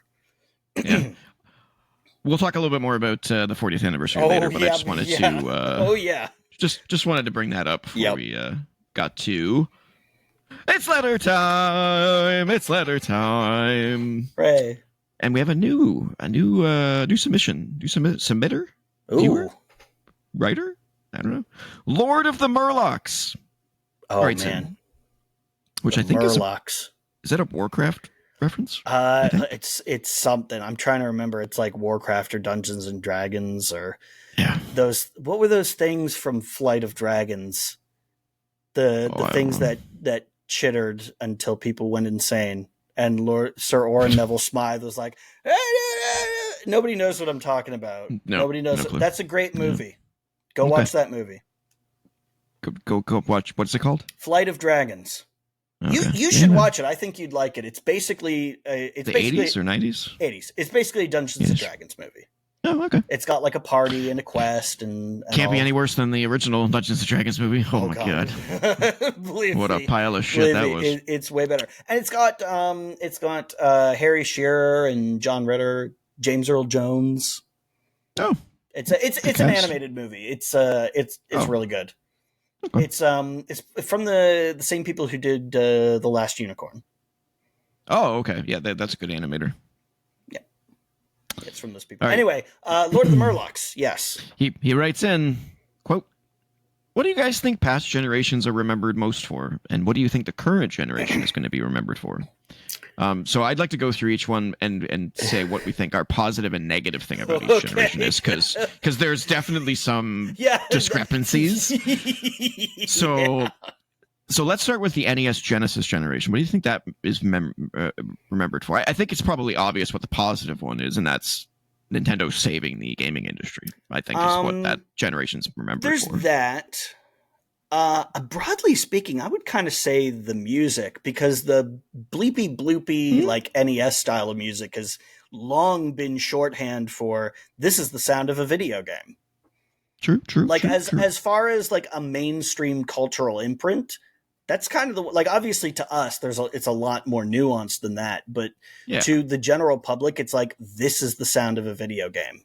Yeah, that's fair. What about a negative? Is there anything negative that generation's remembered for? Games without save points or password systems. Ooh. Blaster Master, which is a great game if you can take 8 hours out of your day to sit down and finish it all in one sitting. Yeah, there's also a lot of games on that generation that are just balls hard because they wanted you to play it for a very long time. Yeah, well, it goes back to what we said earlier about developers playtesting their own games. and then getting a warped idea of what the difficulty is. That's something that Satoru Iwata actually talked about in an episode of Game Center CX, which is like a Japanese show where a comedian plays an old game and tries to finish it, and it turns into a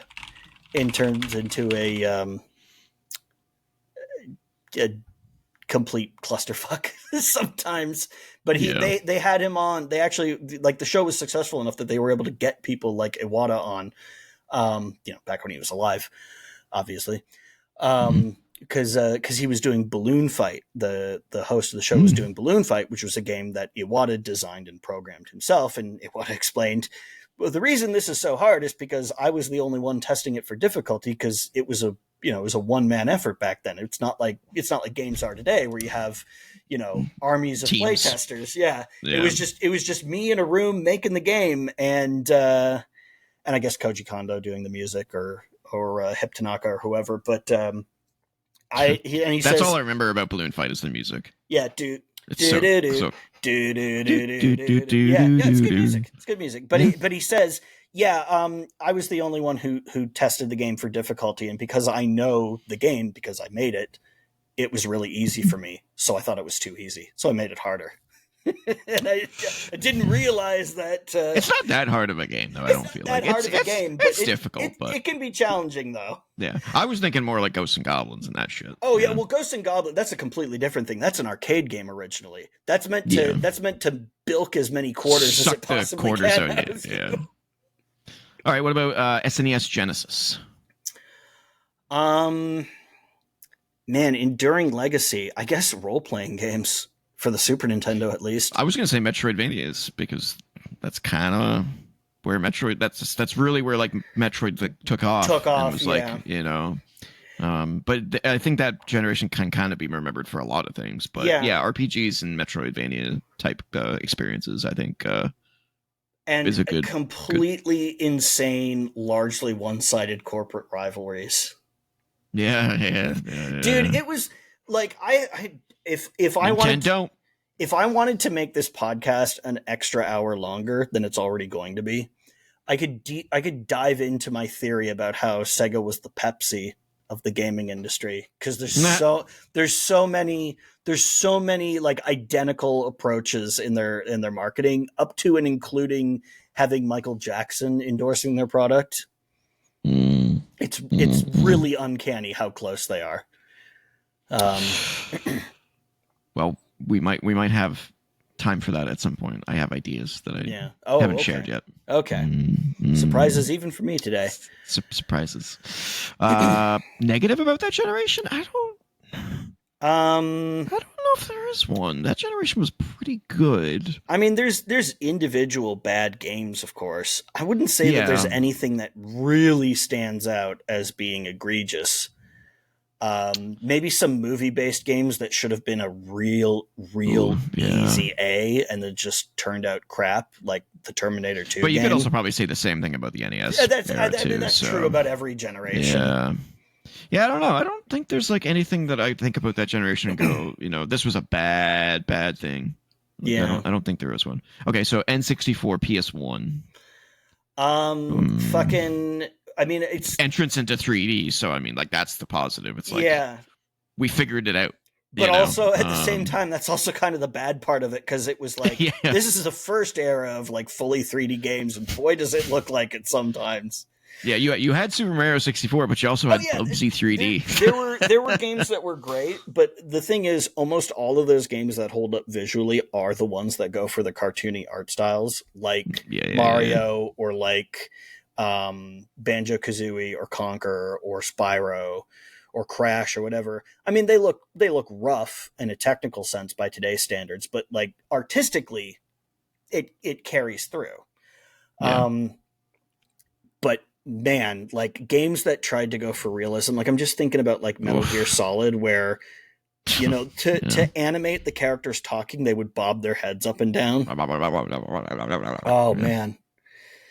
That was rough. Yeah.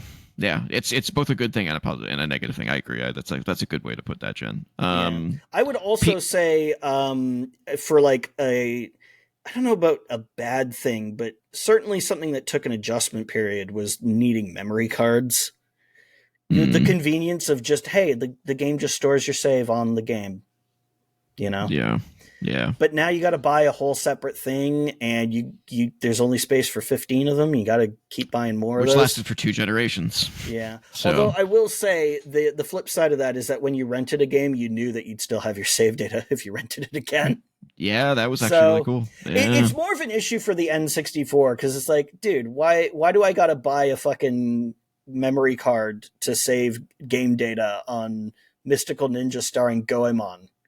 Like, all my other games store it on the cartridge. Yeah, that's fair. Yeah. PS2, GameCube, OG Xbox, Dreamcast. That big generation. That has to be the sort of the emergence of online gaming. Yeah, be, right? And how kind of lopsided it was in some ways. Like, Microsoft's implementation of it was great, but Sony's was bad. It's per game, developers do what the fuck ever, and Nintendo's GameCube was non-existent. GameCube's was, hey, do you like PSO? Yeah. Which I do, but I already have it on the Dreamcast. Yeah, and the Dreamcast did it great. Yeah, the Dreamcast did it mostly the same way that the PS2 did, but like the Dreamcast was basically dead by the time the Xbox came out, so it's hard. Like in my head, I don't resent the Dreamcast having it be on a per game basis like the PS2. No, because it was already out of the picture by the time that Xbox Live was a thing, which came online in 2002, a year after the Xbox's release. So, even though I know I should probably hold it against the Dreamcast, in my head, it's like, it's just separate because those two things never coexisted. And I think a lot of their games were online, whereas PS2, the Dreamcast did have a bunch of online games, even a few exclusives. PSO until it came out on the GameCube. People loved playing the online sports games. Yeah, well, there was that, and there was there was Quake 3, which was on the Dreamcast. There was Alien Front Online, which, as far as I know, is a Dreamcast exclusive. Hell, Unreal Tournament had a Dreamcast version with online support. I'm pretty sure the PS2. Well, yeah, but it did, but it was there. It's there. It's there. It exists. I don't think the PS2 version has online support. No, I don't think so. The only online game I ever remember playing on PS2 was SOCOM. Oh, really? Basically it. I was expecting you to say like Tony Hawk or something. No, I never played that online. Oh. No. Negative for that generation? Besides the memory cards. I don't know. I think this is where game development times started to get really long. Yeah, I think the bigger thing though was the Xbox hardware failures. Well, that was more of a 360 thing, though. It was, but it started here. Yeah, there were red rings on the original Xbox. They weren't nearly as common as they were on the 360, though. No. Yeah, man. Yeah, I know. There's a lot of good stuff that stands out. I do wish that I guess it's more of a thing of like, I wish more of these features were taken advantage of, like the Xbox. Remember when they let you rip CDs, and some games you could use them as custom soundtracks, and then that just kind of stopped happening after a year or two? No, that on the PS2, GameCube generation.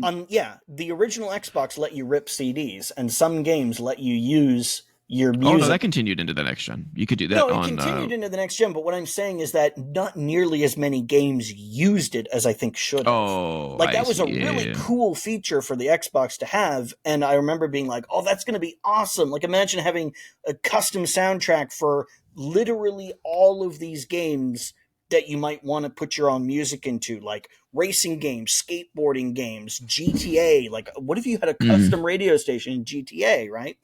And then, like, for the first year or so, games did come out that supported that, and then a lot of them stopped supporting it. Like, you didn't. I mean, there were still a few that came, but it it seemed like all the hype for that feature just kind of vanished.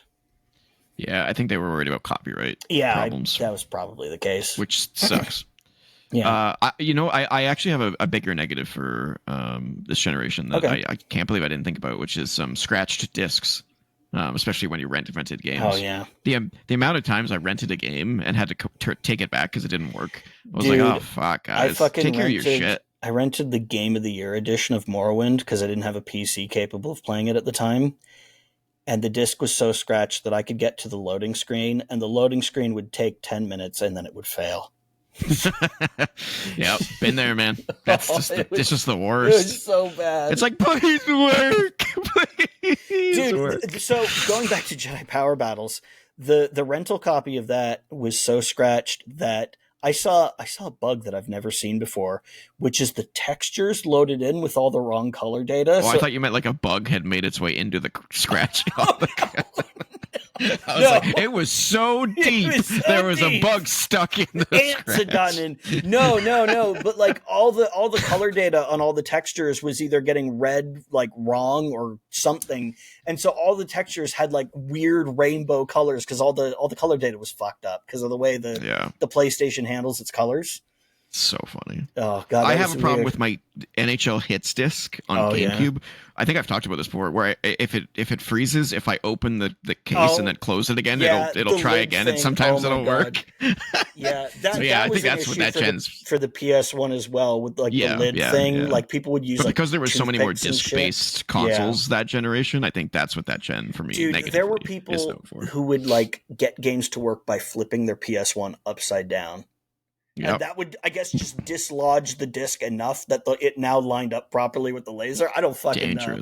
There were so many weird things that people did that worked. I can't remember which console it was. It was either the PS3 or the PS4, but there was a lip that you had to put your pen into the disk drive that when it was empty and like push down this like pin that would pop up and it would like fuck up your disc reading. It wouldn't scratch your discs or anything, but like if you had problems like reading your discs, it was usually that problem. And if you clicked it down, you only need to do it once and it fixed it. It was like a manufacturer defect. And if you just went, it would fix it. I had to do it. I just don't remember what console it was on. If that is for the PS3, I would love to look that up. I'm pretty sure it was. My PS3 doesn't like Blu-ray discs. Yeah. I think that was I think it was the PS3. Oh man. It reads DVDs and games just fine, but Blu-rays, I gotta put them in like 20 times before it says, "Oh yeah, this is a Blu-ray." Yeah, look that up. I think it's the PS3. I will have to do that. I don't know which version of the PS3 is the culprit though, because I think it was only one specific version that. I have the second version. You know, the slim one when they changed away from the Spider-Man font. It was either that or the George Foreman Fat Girl thing. Okay, it was one of those two. Yeah. Speaking of PS3. 360 Wii generation. I guess it's got to be known for motion controls, I guess. Motion controls, yeah. And I guess that's a negative, I guess. I mean, it depends on the game. Some games use it really well, and some games are terrible. I can tell you probably with the fucking 360 is the red ring, of course. Yeah. That was a really widespread issue. Mine 100%. Red ringed twice, but it never, I never actually had to send it in. I went, oh, fuck. I turned it off and turned it on again, and it worked. And then it happened again, and I went, oh, fuck. I turned it off and turned it on again, and it worked. And then I've never seen a red ring on it since. I think I've told this story before, but I've had both my 360s, both red ring. I saved the first one from death once by doing the towel trick. Yeah, the towel trick. Which worked, which I don't understand how that's possible. But it's some kind of cooling or venting issue or something. Yeah, no idea. And then I had my George Foreman PS3 yellow light, which was the red ring of death yellow for the light PlayStation. Thing I've never seen, but I do know that it happens. Yeah. And then PS4, Xbox One, Wii U. What's that what's the last generation known for? What do you think? It's a tough one. I don't really know what last gen's kind of known for. It's a weird.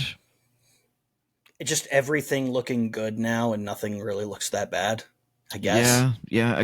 The point at which we've reached. Times for sure. Oh, 60 frames per second. Oh, yeah. That's what last gen's going to be known for. Yeah. That's what last gen's going to be known for from a positive standpoint, 60 Yeah. frames. Negative from last gen? Like the man. long dev times, which continues. I think to that's this more day. this gen. Well, I mean, but remember Cyberpunk started development during that era, and they still released a last gen version for it, and they probably shouldn't have. I don't know. Maybe probably I would say maybe just a lack of first party support of indies, I think, is a big negative from last generation. Because like the PS3 generation indies were just like, oh yeah, holy Xbox shit. Live Arcade. It was built on the backs of independent games. Yeah, and then the PS3 store just blew up as well with stuff. So yeah. I think that kind of was a huge letdown from that generation.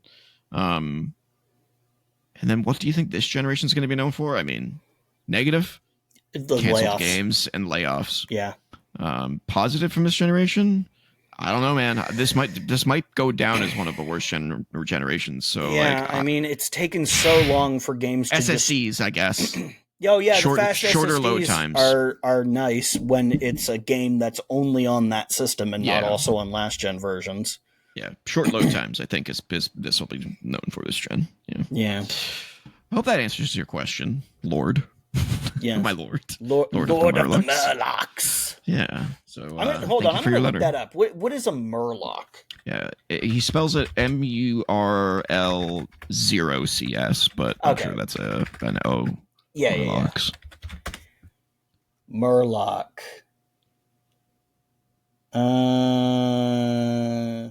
Oh, it's a Warcraft enemy. It's a Warcraft thing. Yeah. Okay. I think they were like little blue creatures with spikes on their heads. Yeah, they're like little spiky frog dudes. Yeah, okay. They kind of look like the Battletoads with massive overbites. Yeah, I think they were supposed to be some sort of like mutant piranha type of walking creature. Yeah, that's exactly what they look like. They got kind of fishy faces, but they got like the frog feet. Yeah, and they have like tridents and stuff that they use. Yeah.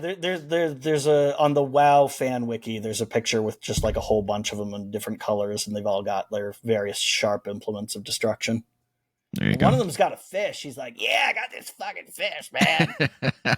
That's what they look like. They sound like. I would imagine these things all sound like. Yeah, they kind of sound like a cat who's like eating and meowing at the same time. Yeah, I hate that I know what that sounds like. It's such an off-putting noise. Yeah, it is. All right, thank you. The language they speak is apparently Nurglish. Nerdlish? Nurglish. N-E-R-G. Oh, Nurglish. L-I-S-H. Weird. Let me hear the MP3 for this. Well, that's definitely not the correct link. Why does this go to owlboy.com? Oh, that's a good game. But I haven't talked about that game. But this very specifically says, I am not the creator of the game Owlboy. You could find it over at owlboygame.com. Jesus. What the fuck? Hashtag broken link. Okay, right. Whatever. Where are we at? Oh, it's time for the Metacritic Check-In. Right. Ba-dum-bum-bum-bum. I think I did that right. Let's start with Silksong. Still critically low reviews because they didn't get them until launch day, but it's sitting at a 93 from the few reviews that are there. Yeah, most people love it. And probably it's got the most user ratings I've ever seen on the thing. It's over 3,000 at 91. So there is apparently a contingent of Chinese gamers who have been review bombing it. Apparently the Chinese translation is really bad. Yeah. So I think they're review bombing it on Steam specifically. Updates for Hell Is Us, Metacritic score sitting at a 78 and a 82, so it's doing pretty well. I still got to get to it. I really want to get to it. Chronos: The New Dawn. This is the Silent Hill 2 remake team. Their first or their next game that's their own IP, sitting at a they 77. Must have had 2 teams working simultaneously, because that's so. really fast to get, because Silent Hill Remake didn't even come out a year ago. Yeah, 77 critically, 84 from users. Okay. So I do want to get to that one as well. Mm-hmm. Because it's very Dead Spacey. Everybody's golf hotshots not doing great, which is kind of a disappointment, really. Sitting at a 72, which is okay. Yeah. But it's 69 from users. Nice. Yeah, but it's I'd sneak that in there. But I mean, it's a golf game. Like, how good is the general public really going to rate it anyway? Well, that's fair.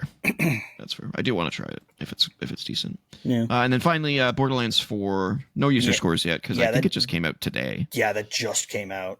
But critically sitting at an 84, so it's doing pretty well. And that's it for the Metacritic check-in.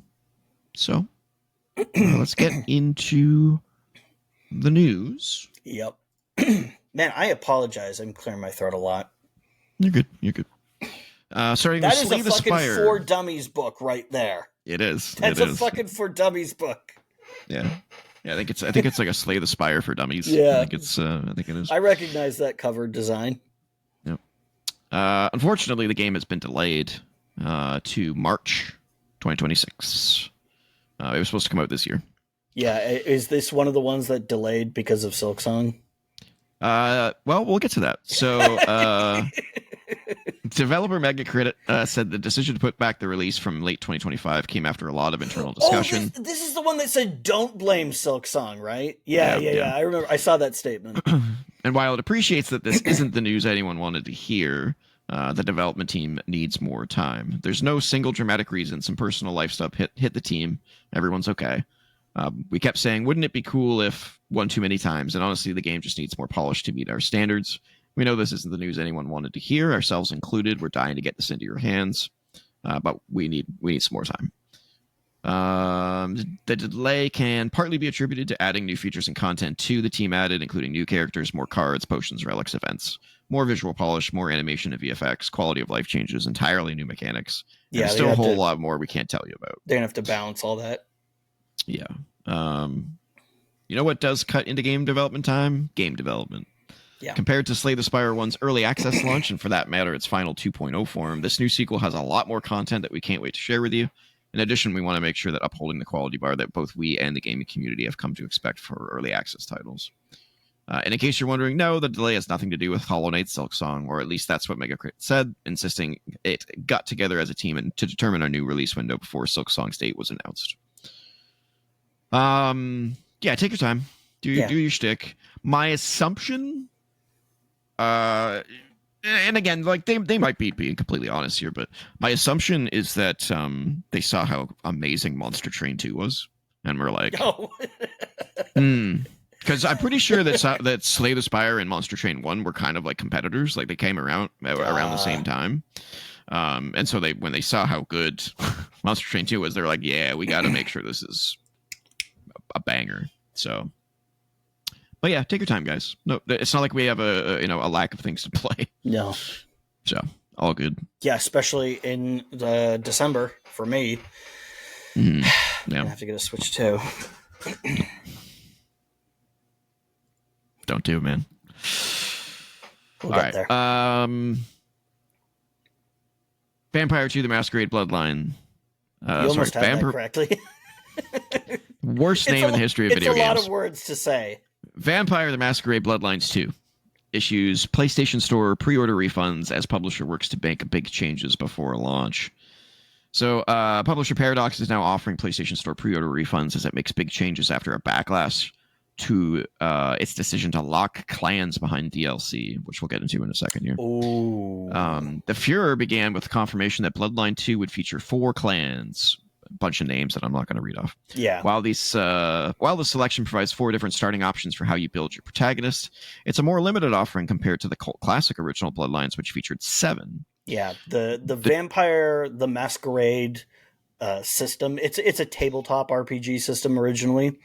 There are 7 vampire clans. Very Baldur's Gate-ish. Yeah. 7 vampire clans that you can belong to, and they confer sort of different blood gifts or whatever. Like there's, you've got your stealth clan, you've got your crazy clan, you've got your pyromaniac clan, that kind of stuff.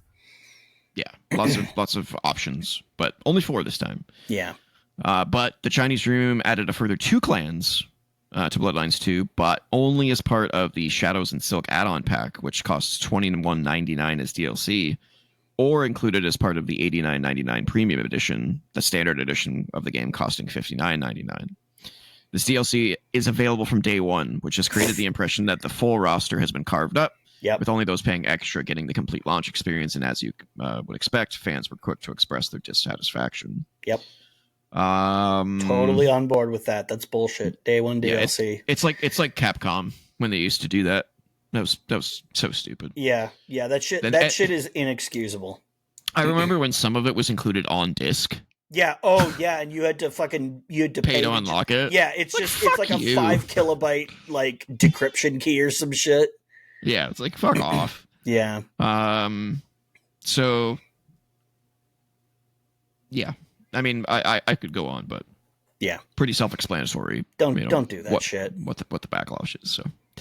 So my assumption is that they've delayed it, and they're refunding people, and they're probably going to incorporate the DLC into. Sure hope they do. The price of the game, I'm assuming.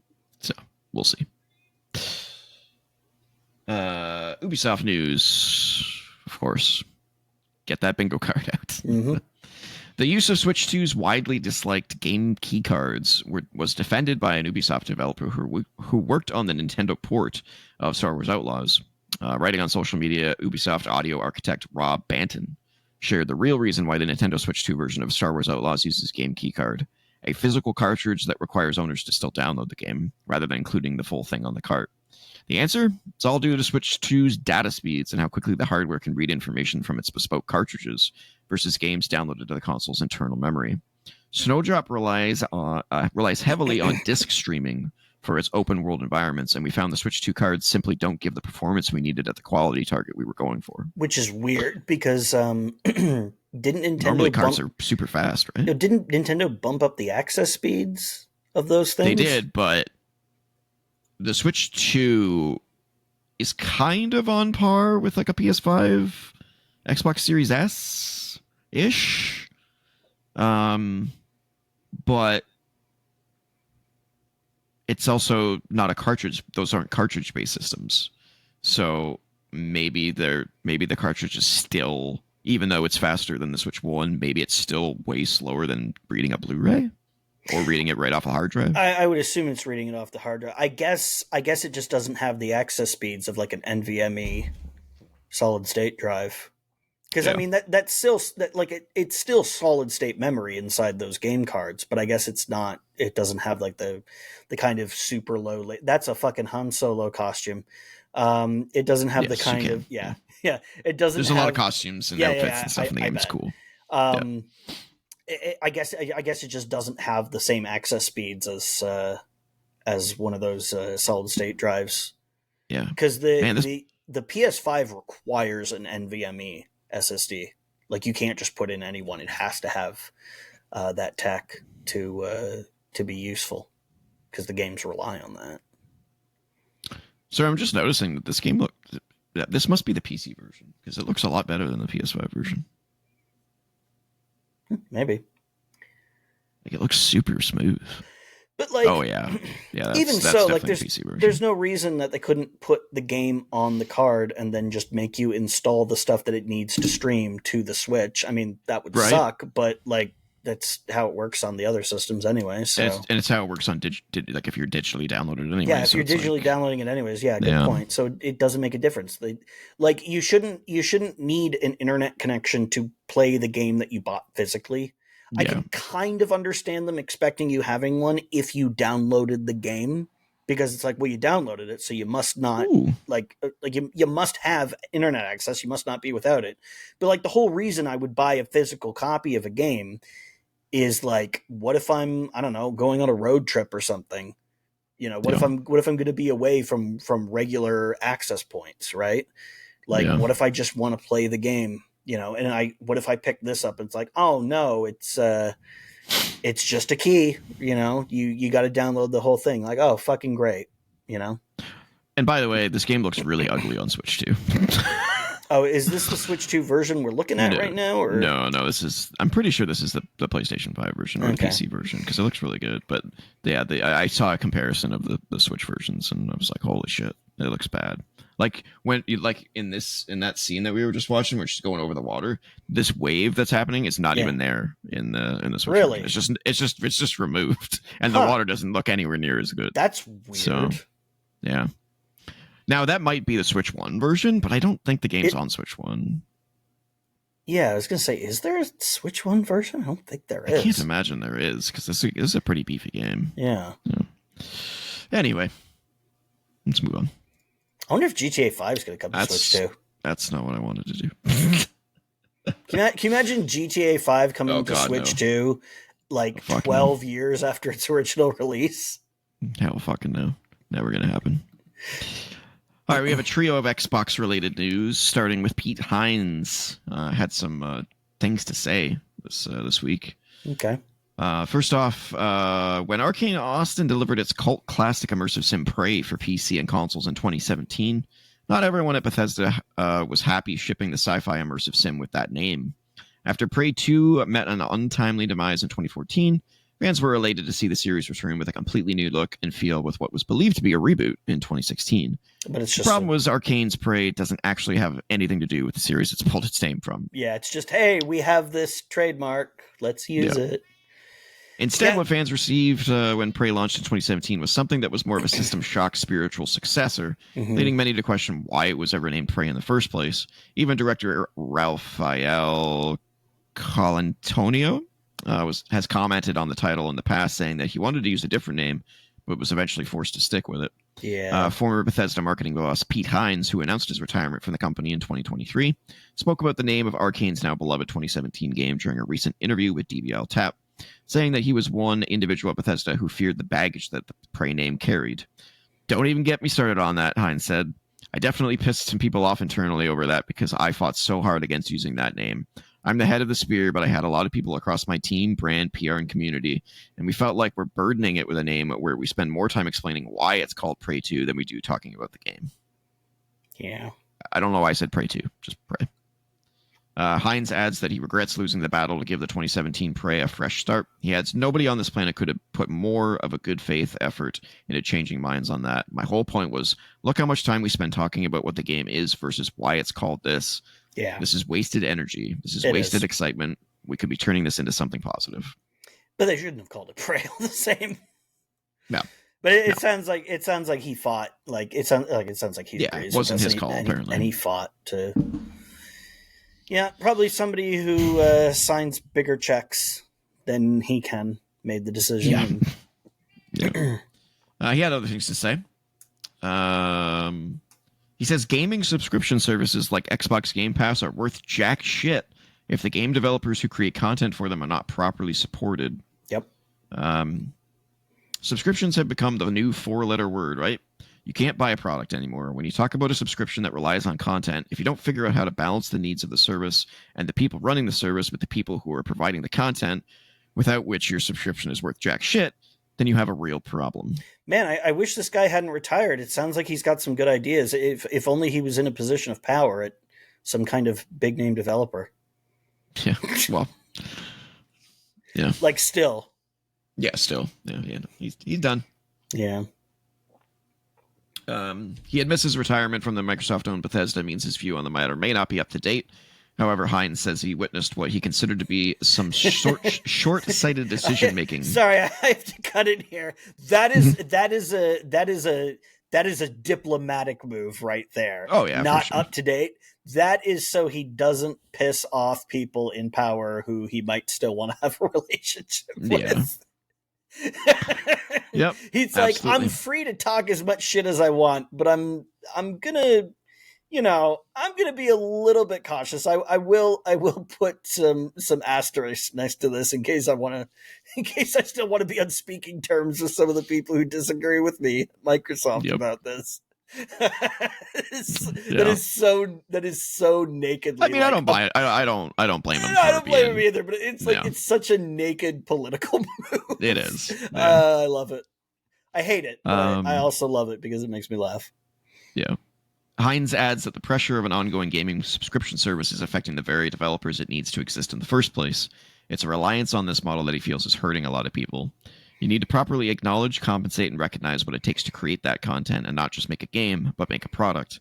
That tension is hurting a lot of people, including the content creators themselves, because they're fitting into an ecosystem that is not properly valuing and rewarding what they're making. Yep. Speaking of retiring Pete's, when are we ever going to get Peter Moore talking this kind of shit? he speaks up every so often. He speaks up every so often, but he doesn't say anything controversial. No. I will say Peter Moore is a pretty measured guy. Diplomatic guy. Yeah. But have a good retirement, Pete Hines. Mm-hmm. Absolutely. I'm glad that you don't need to deal with this shit anymore. Yeah, for sure. You may have gotten out at a good time. Did you play Prey 2017? I've been meaning to, but it's never been like it looks cool, but it's never been super high up on the list because looking cool, it just like it's one of these where we're spoiled for choice, right? It's just not enough to get it in the, it's got to be a 10. It's got to be a 9 or a 10 the front and center position. Well, it doesn't even necessarily need to be. It's just that there's so much stuff that I'm more interested in coming out faster than I can clear the backlog to eventually get to the stuff that wasn't at the top of my list. Yeah, I did play it. I didn't like it, but I think that's because the controls just feel weird. Yeah. I feel like it would probably be better on PC, but I couldn't imagine playing this on a console. Yeah, like just looking at that inventory, it's like I need a mouse cursor to move that shit around. I don't want to. It wasn't even that bothered me. It was literally the first-person shooter controls. Like, it just felt laggy. Yeah, sometimes they're like that on console. That's another reason why I don't usually play FPSs on consoles anymore. Yeah. It's just sometimes they feel weird and off. Like fucking Killzone on the PS3. What was that one? Was that Killzone 2 or Killzone 2? Killzone 2. Yeah, that game felt like I was underwater. Yeah. I love that game though. We've talked about that. It looks great visually. Like I remember the first, like you start up that game and the guy's face comes on screen and he starts talking to you. I was like, is this no, this isn't pre-rendered. This is real time. Holy shit. That was like the first time the PS3 like really impressed the hell out of me. But then I got to the game and it was like, why is it that when I turn, it's like a quarter second behind when I push the stick? Oh, yeah, it's a I little couldn't laggy. even get through the first level. It was unbearable for me. Killzone Shadowfall looks really, really amazing on PS4 as well. I don't know how well it's holding up. They should put that on PC then. They're putting everything else on PC. Yeah, they should. And then finally, in Microsoft, the third piece of the Microsoft news, they've announced that they will have a broadcast at the Tokyo Game Show. Yeah, which weird place for Microsoft to have a feature when they have such a lack of Japanese content. Such a lackluster showing in Japan, and there have been 2 massive high-profile failures to work with Japanese developers. I'm assuming they're going because they have to show off Ninja Gaiden. Oh, yeah. But beyond that, I don't really know. They must have something else in the chamber, and I just don't know what it is. Isn't it weird that one of their only big hits in Japan was fucking Halo 3 of all things, like a first-person shooter? Oh, I didn't even know that. Yeah. Oh, it was one of the. I think it might have been the first Xbox game to chart at number 1 on the Japanese like sales charts or something like that. It was like the first time an Xbox game had done as well as it did, basically. Right. Yeah, I don't know. I don't know what else they're going to bring. I'm trying to think of. I have no idea. I mean, we've made it clear we don't fucking know what they're doing at Xbox anymore. We don't know what they're thinking. Is this an Xbox? Is that an Xbox? Is this thing an Xbox? But no, it's actually one of the shape-shifting fuckers from Prey. Who knows? I have a tracker here. For what is an Xbox? No. For first parties A little studios. sticker that you put on everything that is apparently an Xbox now. Yeah, I don't know what they would. What they don't have any Japanese studios. Yeah, I wonder why. Maybe they saw what happened to Platinum and they said no, thank you. Yeah. Or what happened with Platinum, I should say. Weird. Yeah, I don't know. I just looked at the thing and I don't see anything. So, ba-dum-bum-bum-bum. I don't know where I was. Where was I? You were talking about TGS. Right. Yeah. So they're going to be at TGS. They're gonna be, yeah, we've established that. September 25th at 6 a.m. Oh, Eastern. that is soon. Yeah. TGS is that weekend. So, Borderlands 4 is our next piece of news. It's now out. Fucking opening with a shot of Claptrap. There's a way to get me disinterested. Oh, by the way, I did finish Borderlands 3 with my buddy. Like it was a week ago. Yeah. It's fine. Yeah, It's fine. yeah. It's good. It's not the best Borderlands. I think it's probably the best Borderlands gameplay wise, but I don't think it's the best Borderlands from an entertainment value. Like I think the story was kind of not great. It was not great. It was and they need to tone down the amount of talking. The script of that game must have been insanely long. Like shut up. I wish everybody sometimes. in those games would stop talking. Borderlands 2 is really funny, but Borderlands 3 was just kind of awkward. I don't know.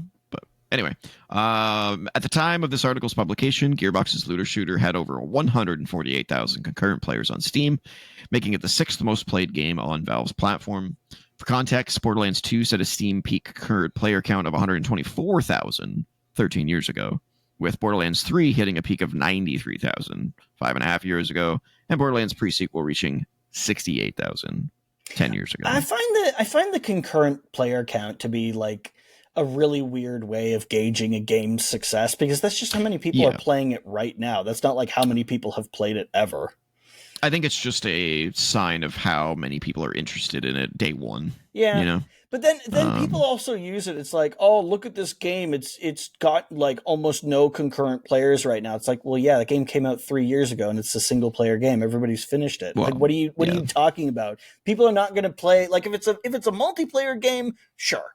And I know that Borderlands does have multiplayer co-op, so there's that.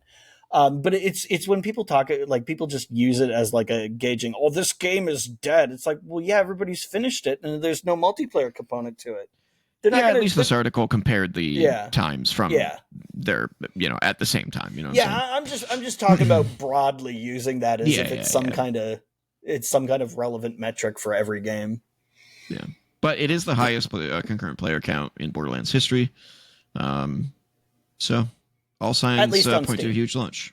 At least on Steam. Yeah, that's the other thing. They only have access to that information from Steam. Like it's not like you know how many people are playing on Xbox or PlayStation. So. Nope. No idea. It's such I do intend on playing this at some point, but it looks good. All right, and finally, before we get on the topic of the week, PlayStation Plus Extra and Premium games for September. Is that fucking Persona babies? What is that? I don't know. Oh, wow. That looks like a PS1 game. Ooh, hey. Yeah. This is a montage of the games that are coming out. So there we go. We got WWE 2K25. Both PS5 and PS4 versions will be available. It's another WWE game. I'm sure it's decent. I think I played it. I think I rented it. Maybe it was fine. It was good. To me, wrestling games need to go to the free to play model, because by the time they come out, they're already out of date. Yeah, because wrestling changes. At least some of the wrestlers have died. Oh, wow, that got dark. Hey, that has happened before. It has. That has happened before. Owen Hart was in, what was it, WWF No Mercy on the N64. Oh. That game came out like 6 months after he died. Owen Hart was in a lot of games though after that, because I mean they were honoring his legacy. Yeah, there's a lot of dead wrestlers. That but are like in there, my point is, like, it was no longer an up-to-date game because he was no longer part of the roster because he was dead. Nowadays it doesn't matter because they include now they've got the rights all the legends from the estate, so you'll see like Yokozuna in there, even though he's been dead for like 25 years. Yeah, they're all in there. All the legends are in there. Yeah. So this is Persona 5 Tactica. Oh, okay. So that's what this is. Okay.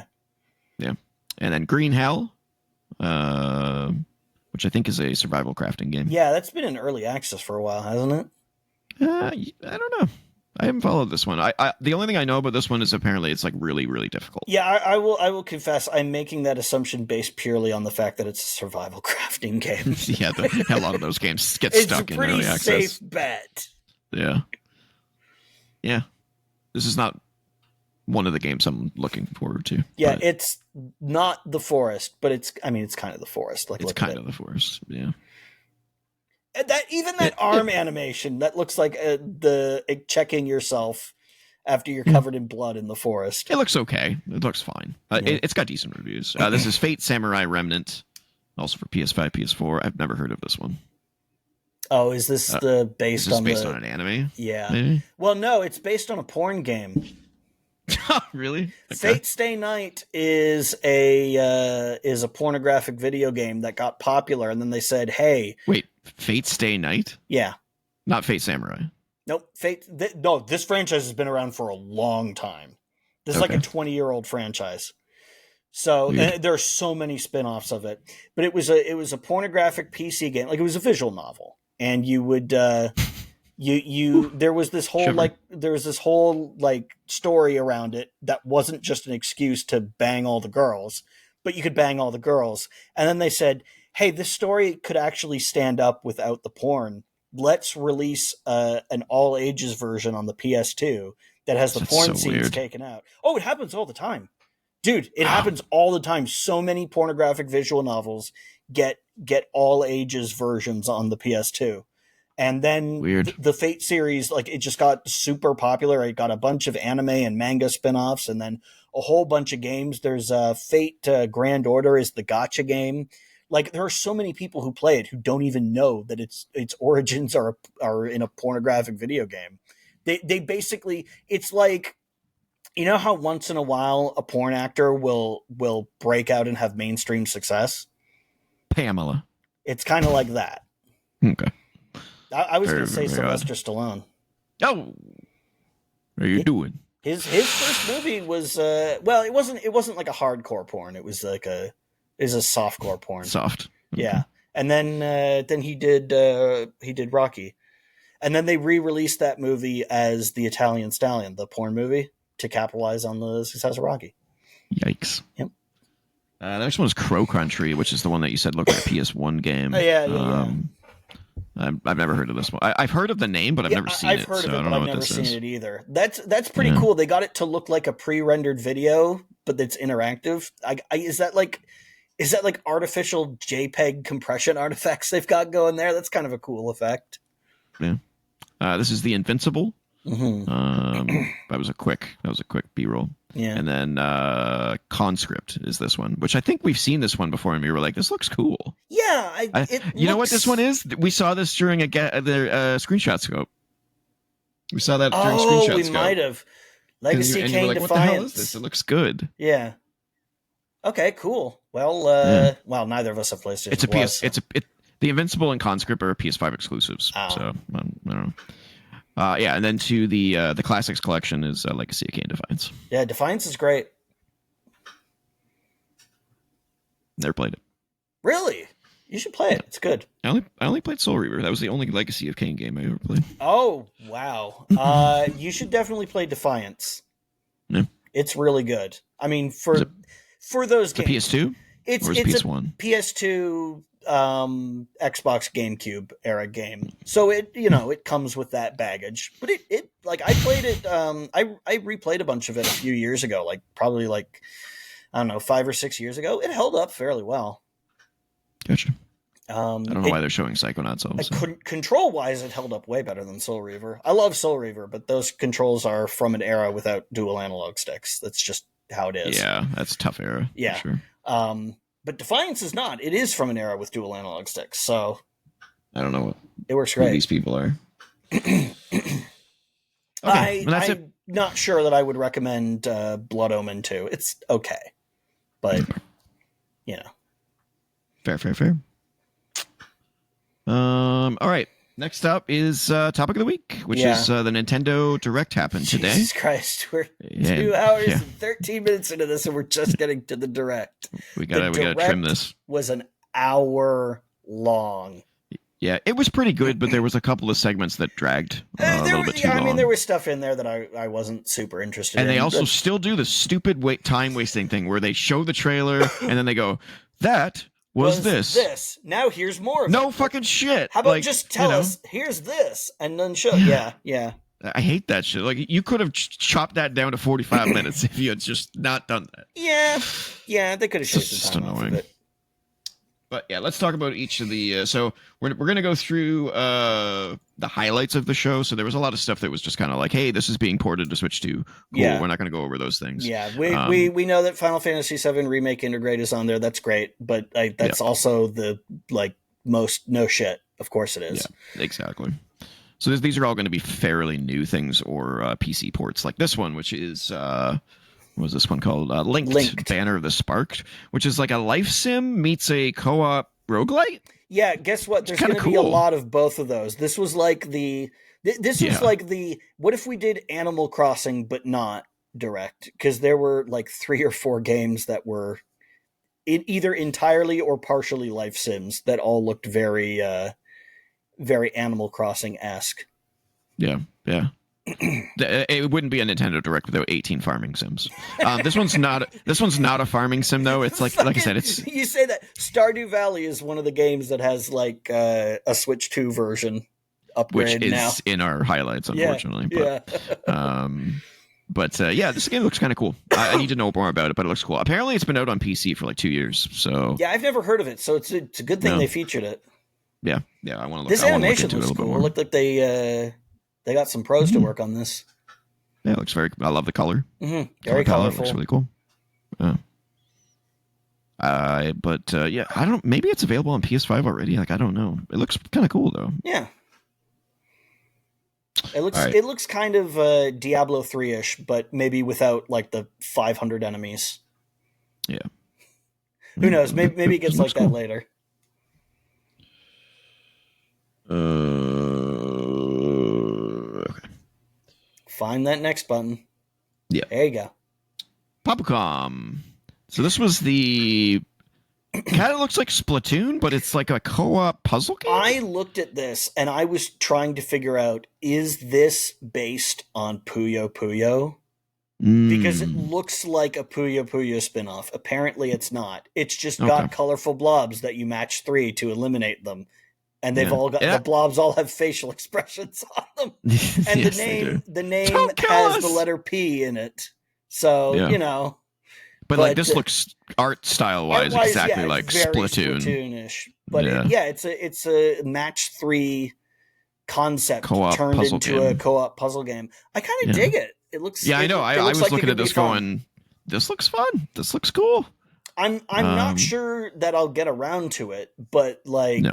Me either, probably not. Like it, but this if this comes out on PC, that part this could be a cool. Let's play. Is it Zuma, that game where you shoot the snake, or what is it? Zumba is something like it's that. Either Zuma or Zumba. Yeah, where you shoot the snake that's got the colored things, and you match 3. That's what that looked like right there. Yeah. Cool. Power Wash Simulator 2. The only reason I included this in here was because I realized that it's co-op, which is cool. What was the first one, not co-op, or no, really? Single player. Missed opportunity. I guess that's why they made a sequel. Mm-hmm. Yeah, this is up to 4-player co-op. Yeah. Now I don't know if it's up to 4-player on Switch, but yeah, this looks. So I mean, I played Power Wash. Have you ever played Viscera Cleanup Detail? Yes. Yeah. Yes, I haven't beat it or anything. But. Yeah. Well, that's like the aftermath of a game like Doom or Halo. This is the aftermath of a Splatoon match. is what this is. Yeah, basically. Clean up. Who has to clean up that mess? Yeah. But yeah, I played this on Game Pass for the first one, and it's not for me. It's definitely a very zen experience type game, but I can see this being a perfect Let's Play game where you're just co-op cleaning up and you're talking about shit the whole time. I mean, this would almost be like a Let's Play podcast kind of thing, because you'd have to focus so little. Like the game is secondary. Yeah. Because it's just one of those games where it's just do this over and over again. By the end of the podcast, you've cleaned everything, and like, you know, the podcast lasts as long as the level does. I would like to say that I'm not into these kind of games, but I did beat Viscera Cleanup Detail. So maybe this is in our future. I don't know. Maybe it's in our future. Hey, Viscera Cleanup Detail is also co-op. Oh, there you go. I played another game that was like this, but I even played the DLC for Viscera Cleanup Detail. Jesus. There's Christmas themed DLC, and then there's Shadow Warrior themed DLC, where you play as Lo Wang. Lo Wang? Yeah, haven't you played Shadow Warrior? That's the character's name. No, I don't think I played that. Oh, Wang. Just wait until you hear what he sounds like. All right. Oh, hello there, Mr. $2 million. Oh no, wait. Just call me Mr. $2 million. That's what he says. Wow. Yeah. Wow. Oh yeah. That's a remake. It was worse than the original. Wow. It was even worse than the original. I can't remember what the other game is. Yeah. Maybe I'm just thinking about that game you said, the cleaner game. Because there was a game I remember cleaning up like the apartment was like all bloody because there was like a murder. You had to like dispose of the body and then clean up all the blood and like clean up all the glass and trash on the floor and stuff like that. Yeah, that sounds like Viscera Cleanup Detail would be like a sci-fi tech facility or something. Oh no, it wasn't that. Okay, then. Yeah, it was something else. But it sounds like, very similar because it was like a murder cleanup basically game. Oh, like crime scene cleaner. Yeah, that'd be it. Okay, yeah. I did not like that one. My problem with Power Wash Simulator was that I couldn't get into the Zen mode because every time I would think I was done, there would be like a crevice. Yeah. That I missed, and I'm like, where the fuck is that crevice? And that's not Zen. You know, they got to make those without the crevices. Yeah. And that was the problem with Crime Scene Cleaner. I was like, there's so much here to clean up. Yeah. I'm never gonna do this. It must have been a pretty horrific crime scene. By the way, did you know it was multiple rooms? Did you know you can do this shit with lasers now? Like clean, like power wash? Yeah. Oh, cool. There is like they disintegrate dirt or something. It's laser rust removal. Oh yeah, I've seen that. Yeah, that's cool. That shit is crazy.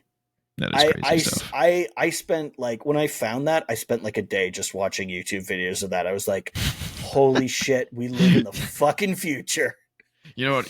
I got on a binge watch on. I can clean with lasers.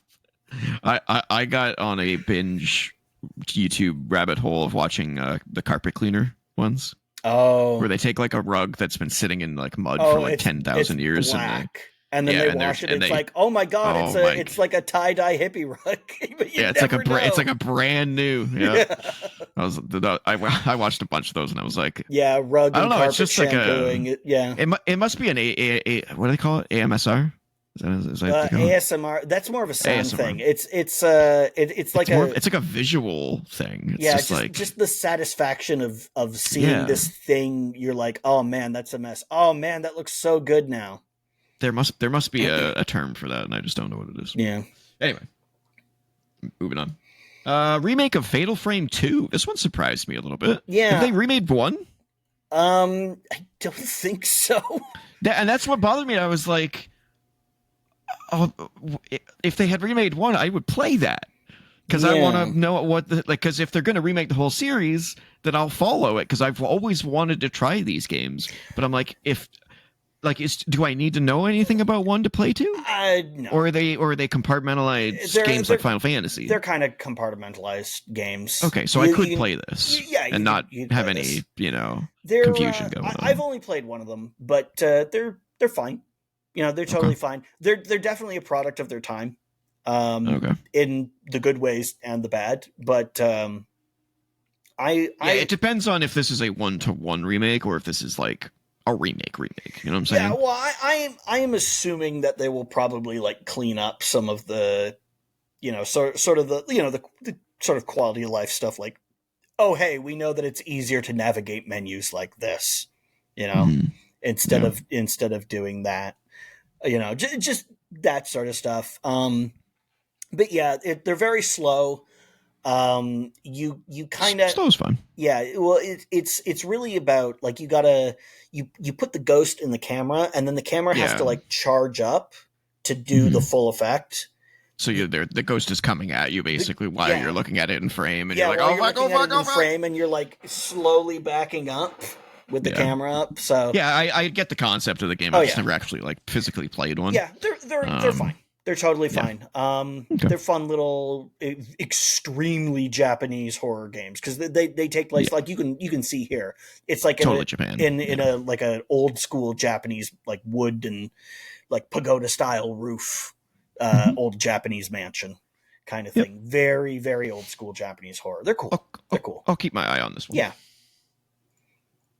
Storm Lancers was the next one. This one looks okay. This is the side-scrolling co-op Contra-like, I would guess. Kind of. Yeah. I don't know a whole lot about the details, but I do see numbers. Yeah. Which makes me think it's an RPG. Yeah. Like I said, they call it anime action. I don't think it looks anime. I mean, it's definitely anime inspired. It just looks really cel-shaded. Well, yeah. Like I wouldn't look at this and go, this is an anime. Like I would look at now I would.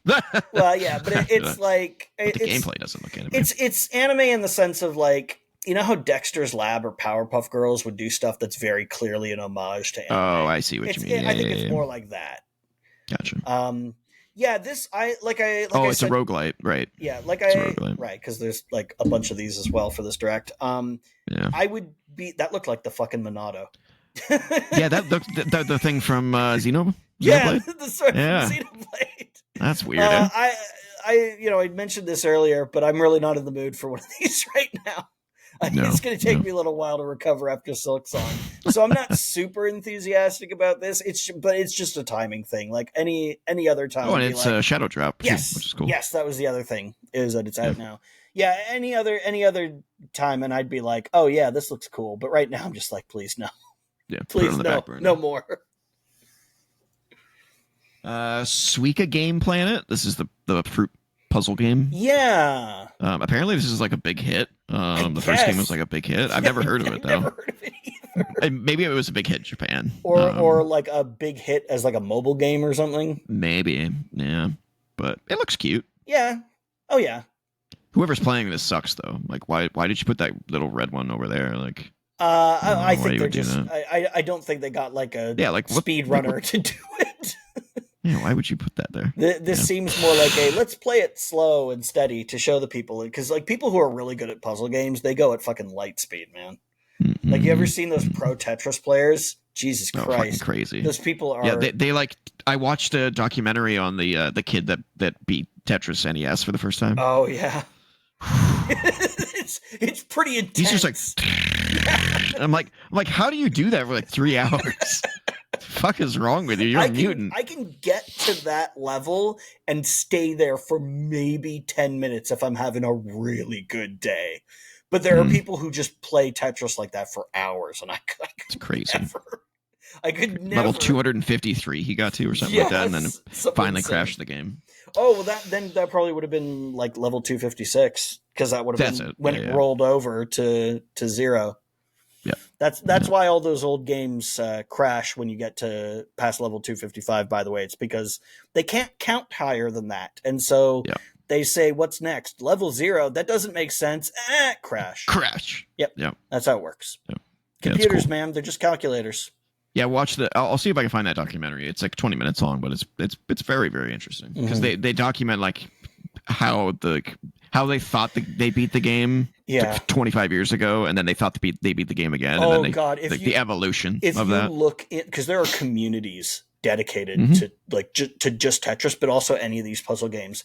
You look at the people sharing strategies that they've come up with that are like completely new paradigms for playing the game. It gets crazy, nuts. It gets so insane. Yeah, and I guess because he beat the game, the community had to come up with a new goal, essentially, to make it worse. So now the idea is to not get the game to crash, because there's certain things that key it off to do the crash. Oh, really? So yeah, like it's like every certain amount of levels, if you get rid of like 3 blocks, like after a certain level, it's like if you get rid of 3 blocks or something like that, or like use a certain block, it like sets something up in memory, I guess. Yeah, they show a chart that the guy made so that you can see the percentages. So like if you do it at this point, there's a 75% chance you'll trigger a crash. And then like it just keeps going down. So I think the goal now for that community is get to that point and then avoid a crash for as long as possible. Oh, man. Yeah. Oh, these people are nuts. Yeah, they're nuts. They're complete lunatics. And I'll see if I can get you that documentary. It's really, kind of really love it, but I also love it worry. Too. I worry for people too. Yeah. Monster Hunter Stories 3. Yeah, we've seen that sort of announced already. This means it looks gorgeous. Yeah, it looks great, but it also means like basically nothing to me. So if I was ever going to get into Monster Hunter, this is how I would do it. Yeah, because this is a more specific like focus. It's a turn-based RPG system game, so it's not and it's a heavily story-based experience. It's not the fucking.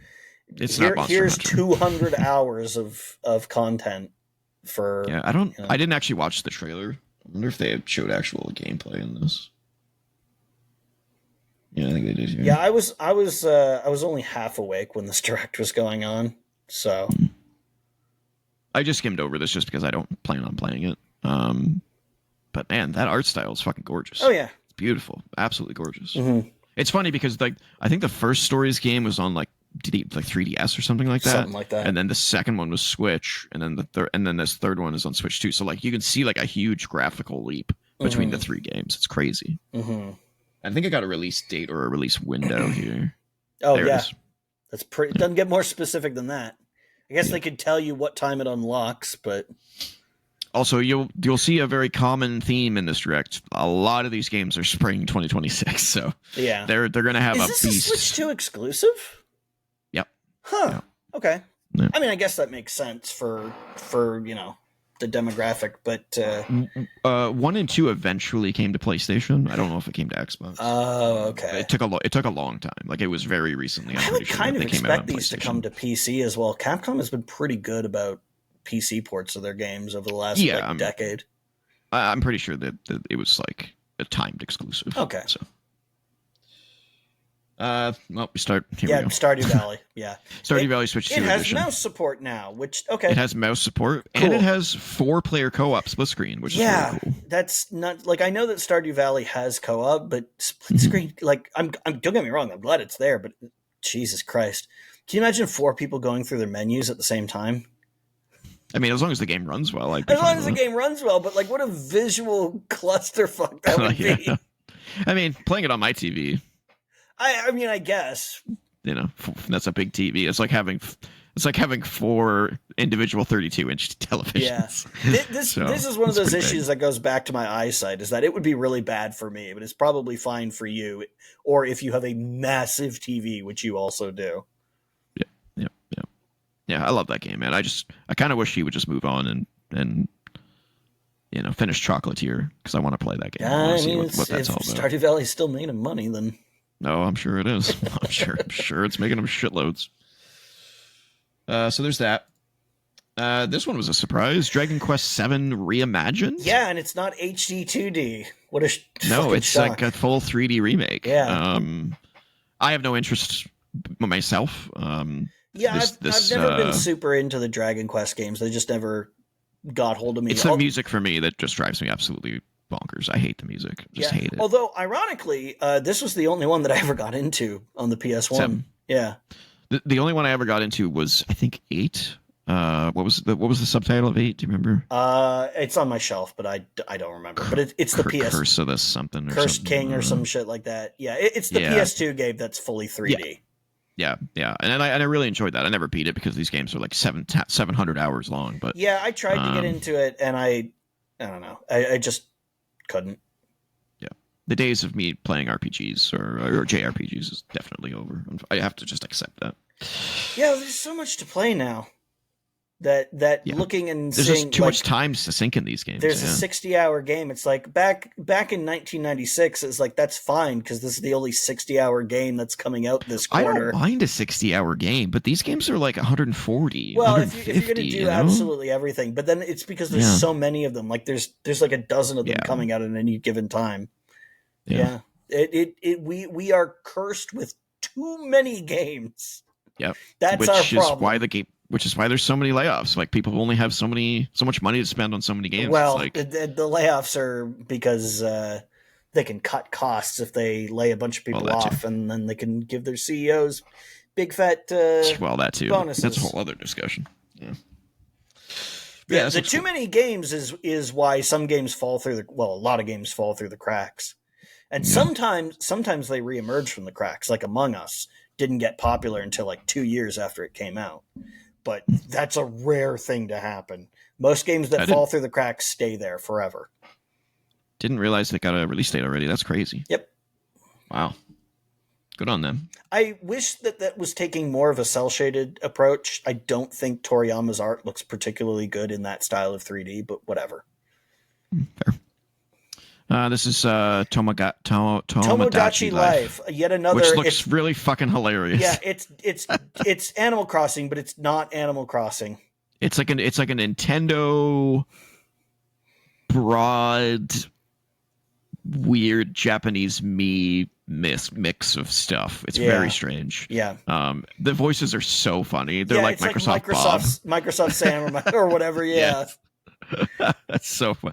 When the character says, "When is the release date?" I think I barreled over. I want to make a Stephen Hawking me and see if I can tune the voice to sound like his. Hello, this is Stephen Hawking. If you are looking, I'd like to leave a message. No, this is Stephen Hawking. Yeah. This looks cute and funny and kind of weird. Yeah. But yeah, I think this is a spring 2026 release date too. Yep. Yeah. Yeah, this is a common theme for this. You notice the little flourish on "Living the Dream" looks like the Amiibo logo. It does. I wonder if that's hinting to anything. I think so. I bet you can like put characters from Nintendo. Oh, I'm sure. Tomodachi, I'm sure. Hades 2 has a release date. Yep. Oh my god. Well, a version 1 release date, because it's been in early access for a while now. Yeah. Like about a year. Where's the release date? I know it was on here. I don't know. What the hell? Is it going to fade weird. in there? That's odd. It was in the direct. Yeah. That's strange. Yeah, it was like November. It's November something. Yeah. Yeah. But yeah, can't wait to play it. I'm a little disappointed that it's still a Switch exclusive, but well, for now. Yeah. But that was the case with the first one as well. For about a year.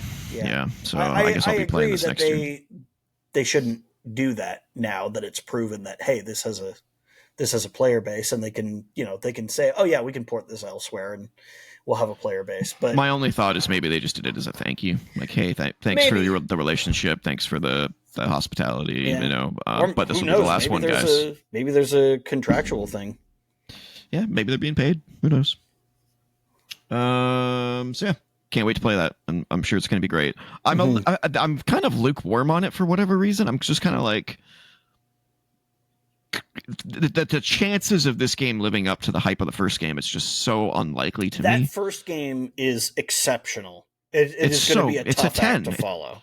That's what I mean. Like, I'm trying not to get hyped about this game because I'm just like, there's no way I'm going to have the same feelings. Could it really be as good or even better? Who the fuck knows? Yeah. That seems like a really, really hard act to follow. And I had a falling out with that game. And even I'm saying, like, that was a really good fucking game. It just pissed me off.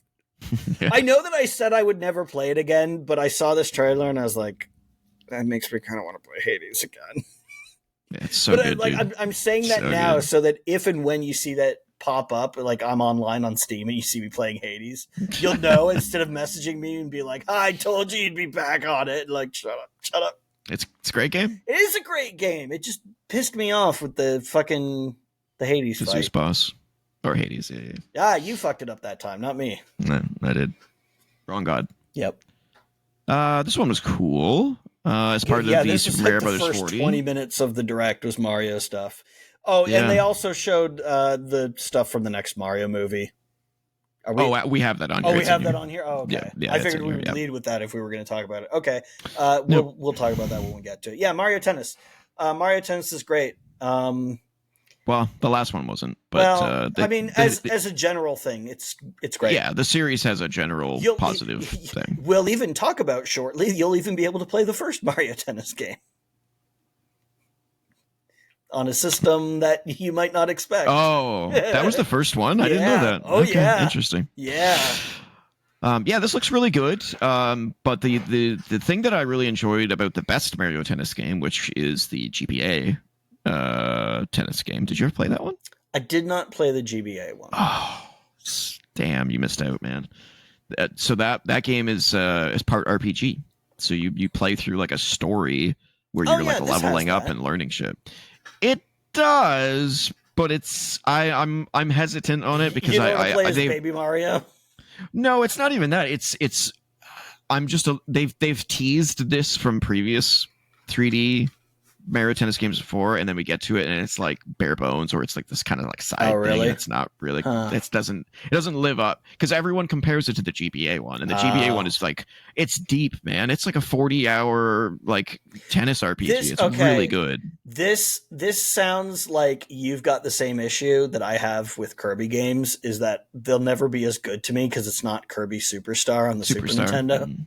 Yeah. Like, well, it's just, it was so deep. You know, and you created your own character, and it sucks when it's like, this is the perfect iteration of that game, right?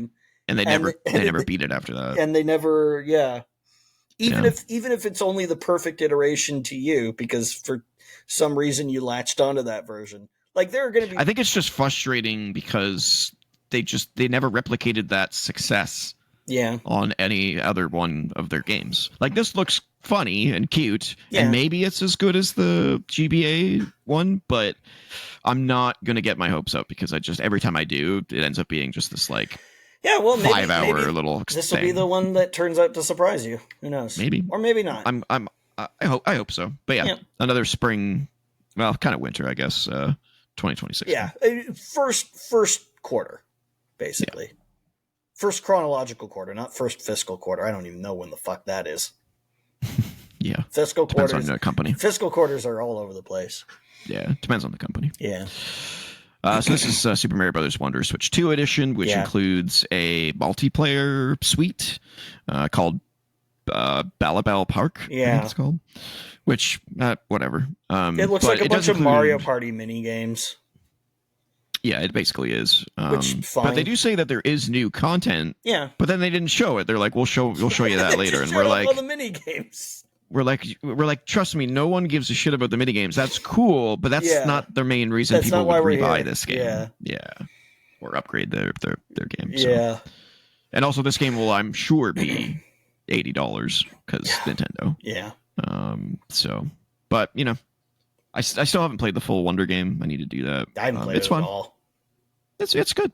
It's definitely better than the new Super Mario Brothers games. Yeah, that's what I hear. Yeah. I don't know if they included it in here. No, they didn't. But they're also releasing like a flower toy. Yeah, of that little guy. The little talking. Yeah, that's these guys. Weird. Yeah, it's just just a thing that sits there and occasionally talks to you, like a quote from the game or something. Yeah, it's weird. Like why? Like, why are we doing that? If it was if it synced up to the game and actually spoke the lines that the character in the game does, it'd be like, oh, it's like it's in the room with you. Some people were theorizing it might have some connectivity with Alarmo. Maybe. We'll see. But I don't know. Oh yeah, so yeah, they're re-releasing Super Mario Galaxy 1 and 2. Yeah. As a collection and separately digitally if you want to just buy one of them. If you get the physical version, you get both. Yeah. So this was a little poorly announced. So because it's not really made clear at any point if this is like a remaster or if this is just a port. It looks like a remaster to me. Well, here's what I have to say about this. Yeah. I suspect it's probably just a port with some cleanup on the assets because they've done that before. Nvidia Super Mario 3D All Stars. Well, no, I mean for Galaxy specifically, there is a Chinese version of Mario Galaxy, an official Chinese version released on the Nvidia Shield. What? Oh yeah. Well, because Nvidia makes the Tegra that powers the Switch, so they had a deal with Nvidia. That's because crazy. I mean, you know how hard it is to get like games into China, right? Because they have to go through all the bureaucracy and the government oversight and all that. So rather than trying to do it themselves, Nvidia already has some market share there with the Shield. Their line of standalone smart consoles, right? Micro consoles, whatever you want to call them. Right. And there's an officially licensed version of Mario Galaxy in Chinese that runs on the Shield. And it runs at a higher resolution, and it does have some higher quality assets. And there are some adjustments to the controls made to compensate for the fact that there are no motion controls on the Shield. So this might just be a port of that. Did they do it for Galaxy 2 as well? I don't know. I know that they did it for Galaxy 1. I don't know if they did it for Galaxy 2. So it might be a port of the original. I don't think it's a port of the original versions because it looks pretty clean. Well, like I said, it might be the original, like all the original code, just plugging in higher quality models and assets. Could be. And that's just speculation because I know that there's that Shield version. That's and this is my problem with it. It's like, why was this not explained? Like this should have been explained. Like, is this a port? Is this a remaster? Well, what is this? It's probably because who fucking cares? It's a compilation. It's 2 games. Like it's. I mean, I care because I have the 3D All Stars version of Galaxy, so I'm like, is this a better version than what I have already? It's probably not. Because if it's not, then I'll just buy the Galaxy 2 separately. That's probably the smart move. Yeah. I just don't know. Because it could also be one of these like limited edition physical things. Yeah, it may be. Like they did with 3D All Stars, so it might be worth buying just to have. I mean, I don't know. Who knows? It might literally just be that 3D All Stars version. Like it might be exactly the same as that. Yeah. Except Galaxy 2 we didn't get in that collection, which is weird. They might have just, maybe they've done the same, whatever they did to that version. Yeah, so you might already have this version of Galaxy if you have 3D All Stars. We don't know. Yeah. But it does look cleaner. It does look pretty clean. I don't know. So it's tough to tell. Yeah, but again, that could just be because it's running at a higher resolution. Yeah, I really do want to play Galaxy 2 because I only played it one time. I played Galaxy 1 like 50 times, but I've only played Galaxy 2 once. I tried Galaxy 1 and I hated the camera angle. It made me feel weird. That almost never happens in video games, but for whatever reason, the looking down on the planet, like that perspective and that like just the gravity shifts and everything. It's weird. It just felt really, really weird to me. It didn't quite make me queasy, but it just made me feel like really like discombobulated trying to control the game. It just felt off. It just felt off. Fair. I got nothing against the game. It just felt off to me, and I couldn't play it. That's fair. It's probably my favorite Mario game, Galaxy 1. So yeah, I mean it looks cool. It's so good. It's so good. Music's great. 2, I don't. Yeah. Oh man, it's some amazing music. Mm-hmm. 2, I just don't have very many memories of, so I really just want to play it again. Yeah.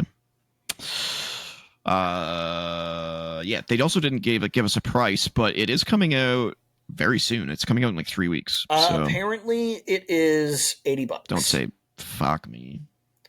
That means $40 for US for a Wii game. Yeah, but I mean, at least it's 2 games for $80 instead of 1. two games that are like what 17 Maybe and 14 years old or something. I don't know. Sorry, that's how it is. Maybe I'll just wait 20 years and then just both these games will be on Nintendo Online. You could always just emulate. You got a PC that's powerful enough to do it now. I do. And as Andrew alluded to earlier, they announced the name and kind of just a teaser of the new Mario movie, which is Super Mario Galaxy movie, which is the worst title. Yeah, it's not a great title. That feels like not even a working title. That feels like, hey, we should make the Super Mario Galaxy movie next. What are we going to call it? What's weird about that? The Super Mario Galaxy movie. It's such a fucking bad name. And it's just a bad idea because if you're going to make a third one, what are you going to call that one? I have no idea. I guess they might make a Super Mario Odyssey movie. I guess. How many of these do they expect to make? Well, I assume that they'll make 3. 3, yeah. If they're gonna make 2, they're gonna make 3. I mean, we know what they want to do. We know they want to just keep making them as long as they can because money.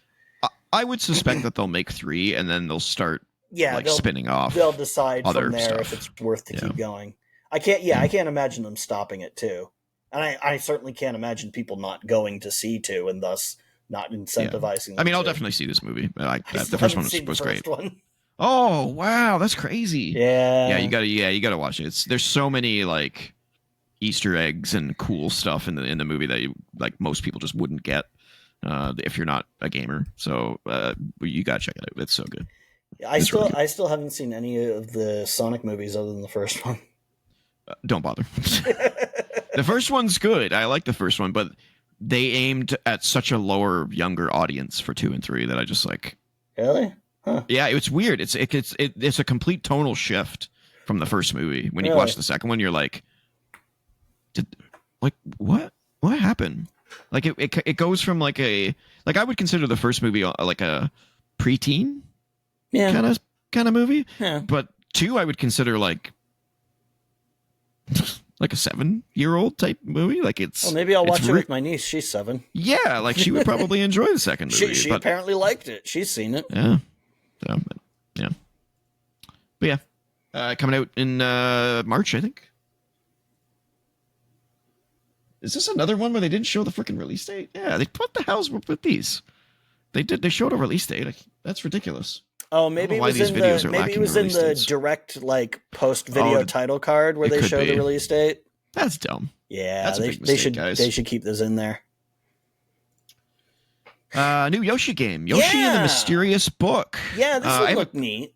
I have some thoughts on this. First of all, I don't know why they started out with this art style because it looks completely different than this. Well, but that's the thing because this is the because he goes into real the world and then he goes into the book and it looks like an illustration. That's why I thought this looked cool. Mr. E, Mr. E, God, Professor E, Gad. Mystery, because it's a mystery. It's a pun. Like how the Riddler's name is Edward Nigma. Enigma. Mystery, I get it. But I dig this because this looks like this art style's gorgeous. Yeah, this kind of looks like an update of the original Yoshi's Island art style. A little less crayon-y. That game was very much like a crayon illustration, but that's because it was supposed to be like little kids' pictures. But this has got the children's book illustration style to it. Very very flat kind of pop-up book kind of thing. And the way Yoshi animates almost has like a Miles Morales Spider-Man movie this type of almost look looks to it. like if Yoshi's story had been on a later system and had the tech to do this. Mm-hmm. This is what I imagine it would have looked like. Now, on a gameplay front, better than Yoshi's Story. Yeah, I think this is another game that's going to be aimed really young. Unfortunately, that's fine. Which is fine. Yeah, I'm just disappointed that it's not for me. That's all. Well, yeah, but I mean, it's a Yoshi game, you know. Yeah, but I mean, Yoshi's Island was like. Yeah, I mean, they can be challenging, but yeah, they've kind of. I think Yoshi's Island was it. really, and then like every game after that was kind of Yeah, more Yoshi's named, Story younger. was really easy. That's why I didn't mind that the controls weren't as good. Yeah. Yeah, but this looks absolutely beautiful. Not a great name. I think they could have been a little bit more creative than that. It's kind of a generic name, but whatever. It could the writing was right there, like Yoshi and Mr. E. Like that would have been better than Yoshi and the Mysterious Book. Like I think maybe I don't know. I still don't think that's great, but I'm not sure what else you could have called this game. So yeah, some games just don't lend themselves to having good titles. You know, like sometimes we'll see if the game is good. I'm sure it'll be decent. I'm just yeah. I just hope it's not like so dumbed down that it's like for like 4-year-olds. Yeah, I mean that's how I felt about Mario Odyssey. It was just not challenging at all. I don't know. 4-year-olds? No, I don't know. The thing is because I have nieces. Like I have a good way of playing these games and enjoying them by watching them enjoy them. Even if I don't personally feel too challenged by them, I can be like, "Oh man, she can play Mario Odyssey." I don't know about Mario Odyssey, but we played Kirby in the Forgotten Land together. Oh yeah, that was actually really challenging for her. But she was a little bit younger. She was like 5 when that game came out. Yeah.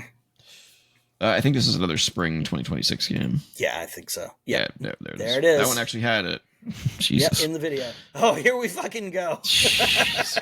This was one of those things where I was like as soon as I saw this, I knew what it was. Yeah, I was like, are you fucking kidding me? Oh my god. You did this before GameCube? What? Dude, they say 14 classic games. Yeah, 14 classic games. That's the whole fucking library, guys. Oh man, I can't wait to play that classic Virtual Boy game, Waterworld. Yeah, there's literally 2 classic games on Virtual Boy: Mario Tennis and Wario Land. Wario Land. The rest are just garbage. Like, and the what? worst part is they come out with this. This is the worst thing about the system. This is why this thing fucking flopped. Did you find out what happened to it? Or what the price was? Yep, it's $99, which is 99 USD. Which is the funny part is when they were trying to clear Virtual Boy stock, they dropped it to $99.99. So it's exactly the same price. Well, not accounting for inflation. Not accounting for inflation, but numerically at least, it's the exact same price that the Virtual Boy was last sold at. Mario Clash was pretty good, wasn't it? Yeah, it's fine. It's basically the Mario Brothers arcade game, but with depth instead of different heights. With depth, which you can't get anymore because it's not a virtual system. Well, I think they're doing the thing where they split the image and then have like the you remember Google Cardboard that had like the lenses inside, and they would display 2 images on the phone screen, and the lenses would Well, they even have a cardboard version of the Virtual Boy for less money than the full stand-up version. Oh, before anyone corrects me next week, I think they are doing GameCube classics already. So I'm pretty sure I'm wrong on that one. Let me look that up real quick. But like, let's see, what do we have here? So Wario Land, that's good. Galactic Pinball is fine, but it's just a pinball game. It could have been on anything. And it's only like 3 tables. Red Alarm is terrible. It could have been good, except everything is just wireframe, so you can see through everything. It's not even wireframe, but the polygons are filled black. It's just transparent wireframe. So it's like Star Fox if none of the shapes were filled in. It's terrible. Teleroboxer is I didn't like it. It's like Punch-Out, but more confusing. Well, I think if I understood the controls, it would probably be better. But I don't understand the controls because it uses the 2 D-pads on the Virtual Boy to control each hand differently. But you also move like left and right, but then you do punch. I don't know. I've never understood how it works. This is the most Nintendo thing that they could have done. Mario's Tennis is, I mean, it's the first Mario Tennis game. It's tennis with Mario characters. It's fine, but that's all it is. Jack Bros is like some weird like platformer dungeon crawler puzzle thing. Vertical Force is like a shoot 'em up. A shoot 'em up. Yeah. That has like different planes, like planes as in like three-dimensional planes. Yeah, and that's it. Mario Clash, like I said, is just Mario with a foreground and a background instead of like different levels. Golf is just fucking golf. That's all it is. Nestor's Funky Bowling is a reference that's going to be completely lost on anyone younger than us, because it's the mascot character from Nintendo Power, the fucking Nintendo Power comics. Yeah. What's that fucking Japanese game? I don't know what that is. It's in Japanese, so yeah, sure. I don't recognize that. There was a that must have been a Japanese game as well, because I don't remember that ever coming out. Japanese Tetris. Yeah, that also didn't come out here. And then 3D Tetris it's just literally 3D Tetris. It's fill the floor instead of fill a line. It's okay, I guess, but it's a really slow version of Tetris because of how long you spend. You know what would be cool is if they released some of the almost finished but not quite games, like they did Star Fox 2. There was or they could just not waste their time on Virtual Boy. I would prefer that, I think. This is hilarious, but it's just so stupid. I really hope that you don't actually need these things and that it's just for the stereoscopic, because if you actually need them... I assume so. If you actually need them... there's lenses in there. Yeah, so if you could play these games in 2D mode... Because they're all just 2D, but they have they're like pop-up books, right? Like they've got everything is flat, but they use the stereoscopic to create depth. So there is genuine depth, but you don't have to play them that way. Like you can play them in 2D mode in emulators, or like how in 3DS games you could play those in 2D mode by just sliding the 3D slider to the bottom. If you actually need those add-ons just to play this at all, this is going to flop even harder than the real Virtual Boy did. Nobody is going to pay $99 to play fucking Virtual Boy games, except me when I did that back in the 90s. But I am telling you, as someone who owned a Virtual Boy, it's not worth it. It's not worth it. I feel like this is going to be a collector's item, though. So... Probably. Yeah. Probably. But no, I have no interest. You know what? If this had been, we'll put all of them on one cartridge, and... The Virtual Boy collection. The entire collection. All of it. On one cartridge, and it had come with this thing... Then you'd get some people buying it. Yeah. Then you'd get some people buying it just for the collection of it, just for the curiosity of it. Also, I think you can only buy this thing from the Nintendo shop. I don't think you can buy it anywhere else. So. Now, here's what I hope. I fucking hope they learn their lesson about that stand, because that stand is not built to last. That stand, the legs are metal, but the piece holding them together is plastic, and the weight of the Virtual Boy itself is enough to wear down that plastic. I went through 3 of those fucking things, and Nintendo was replacing them for free because they knew that they fucked up. I assume that they fixed that, though. All you had to do was, maybe not. Maybe not. I mean, maybe, because this thing is just a shell. It's got no actual hardware in it except for the lenses. It probably won't be heavy enough, so it probably wouldn't be a big deal. It's just the Switch 2 that's causing the weight. Yeah, and that'll be... That's like, I haven't held a Switch 2, but I can tell you it's fucking way lighter than the Virtual Boy. Yeah, absolutely. That thing was... I mean, that thing wasn't like crazy heavy, but it was heavier than the Switch. God, it's such a weird thing. I cannot believe that product came to market. It's so... I can't believe it came to market twice. Yeah, well, yeah. Yeah. What the fuck are they thinking? They still have time to turn this around. They could come to their senses. Oh, shut up. I hate you right now. Hey, don't hate me. Don't hate me. I'm not the one who's bringing back the fucking Virtual Boy. Okay, you know what would have made it good is they should have made another Virtual Boy game and put it in this thing. Like like I said, like a modern There were unfinished because the thing was canceled. Like the thing was discontinued after a year. There were Virtual Boy games. People gave people seizures. Well, it didn't give people. It did give people headaches. That shit was. Oh yeah, it was bad. But like there's at least like 4, I think, Virtual Boy games that were like 95% done, and I fucking guarantee Nintendo still has copies of those.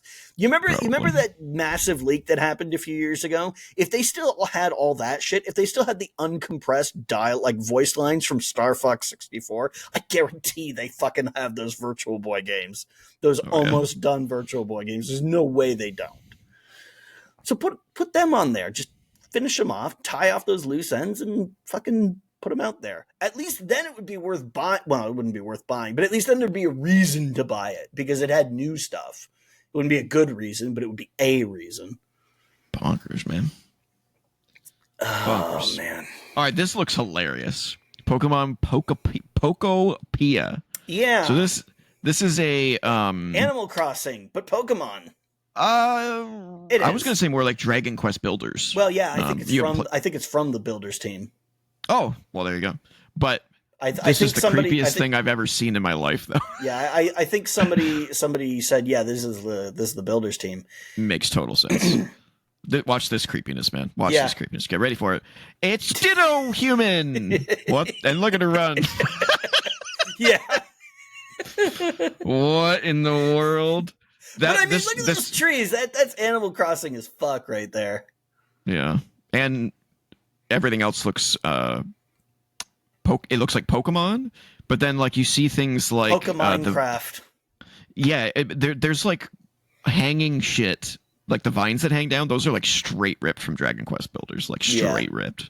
Yeah. This looks actually really fun though. I'm not gonna lie. It looks really fun. You basically look at this creepiness. Yeah, you basically are like, hey, let's make a village for all my Pokemon friends. Hold on a second, I gotta wash a dead bug off me. Finally killed one of those fuckers. They've been flying around this entire podcast, man. I'll be right back. Is it a gnat? Must be a gnat. While I'm scrubbing away. I'm vamping. No, but this looks really cute. I love Dragon Quest Builders. I didn't like 2 as much, but Dragon Quest Builders 1 was really, really entertaining. And just having this like this creature that can copy the Pokemon abilities, and creating like a home and like a little city for the Pokemon it's kind of a cool idea. I kind of dig it. It's super cute. Somewhere in my apartment, I keep my apartment fairly. It's not dirty. It's messy. I've got like stacks of stuff, but it's not dirty. But somewhere in my apartment, there's like a little scrap of food that has fallen somewhere, behind a trash can or something. And that's what the fruit flies are subsisting on, because there's so many of them and I cannot fucking find what the source is. Just some crumb somewhere that they're all living off of because they're so fucking tiny. It doesn't take more than that. Oh, I didn't know it was co-op. Oh, yeah. Ooh. Yeah, and now this just looks like Pokemon Let's Go Pikachu and Let's Go Eevee. Which, let's be real, it's probably a lot of those same assets. Oh, yeah, you're right. KT. Koei Tecmo. That's cool. Yeah, man. This game looks really cute. I kind of dig it. I kind of want to play it. I won't buy a Switch 2 for it, but I do think it's cute. I think it's gonna be really fun.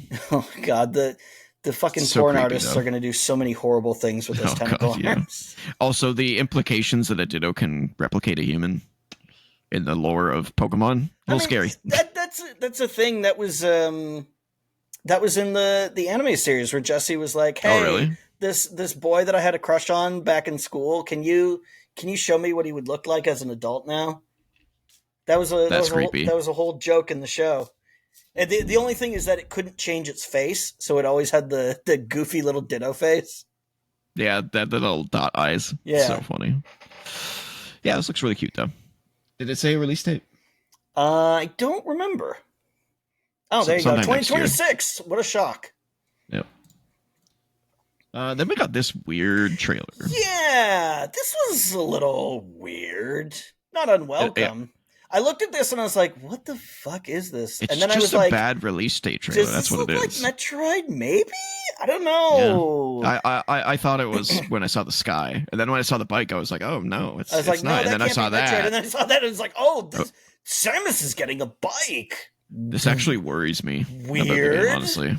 It's definitely weird. Although I would like to say, and I did point this out on BlueSky, congratulations to Nintendo for being the first people ever to like resist the urge to do that bike slide shot from Akira. You know the one. You've probably never seen Akira, but you know that slide because you've seen it before. You've seen it everywhere. Yep. Yeah. Yep. And they didn't I was counting. I was like, are we 5 seconds away? Are we 10 seconds away? When's it happening? It never happened. I was like, wow, it's incredible restraint. Like that's the closest they got to it. It's just her like parking the bike. I wouldn't have been able to resist the urge. I would have been all over that shit because I'm easy to please. Yeah. So this bike scene looks bad, man. It's weird. It's very so weird. empty. Yeah. Like why do we need this in a Metroid game?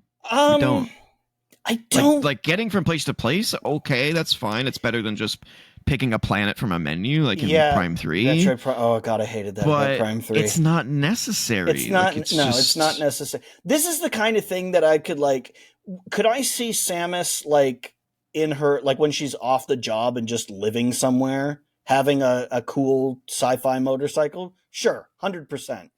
Do I see her taking it into like on the job? Well, no, she's got a fucking spaceship.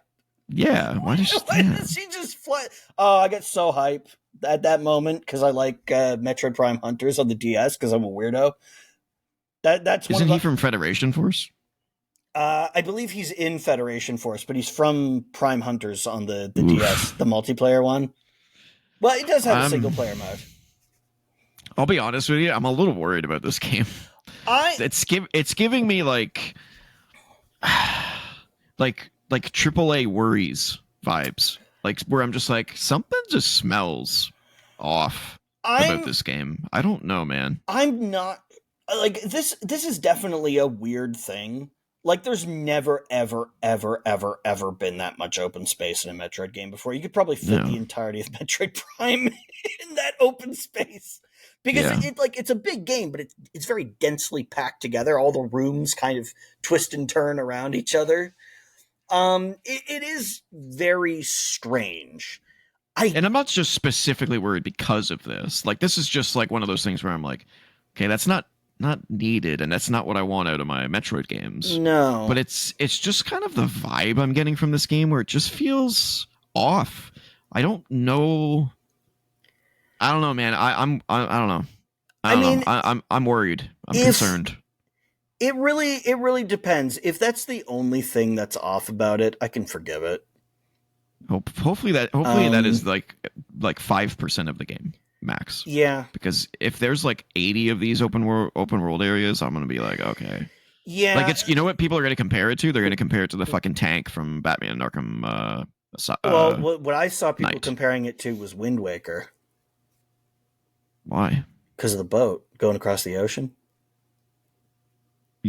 I mean, I would say it's probably better than the boat because you can shoot things. Yeah, well, that's the thing. Is I was gonna say, hey, the boat was slow. The boat was slow and had nothing to do a lot of the time. So as long as it's better than that, and by the way, I don't mind the boat in Wind Waker. No, it makes sense for the story. I just hated the Triforce. I actually didn't mind that so much, but I can see why people didn't like it. When they reduced it to 3 in the remake, I was like, okay. 3, I was like, yeah, that makes sense because most people hated it. It didn't take me that long to find them, and I understand why there's that many because that's how many there were in the original game. It's a reference to that. But yeah, it is just kind of doing the same thing. It's kind of just padding. So changing it to 3 makes sense because that's how many pieces are in the Triforce when it's complete. So that was fine. This I don't know. I don't know. It might. Who knows? It might turn out to be cool, or it might just be filler. If this is the worst filler that a game has, fine. But like you said, if this is like, if there's a whole bunch of these, that's gonna get. I mean, I guess like that doesn't. that doesn't look like an exciting open world. No. You know what I'm saying? No. It's like it's just a point A from point to B. Yeah. It just feels like a lot of effort that they could have put into another level. Yeah. You know what I mean? At least it looks like there's more going on than Shadow of the Colossus. People love that fucking game. That's true. That field has nothing in it. And I will say it moves at a frame rate that's like a quarter of this.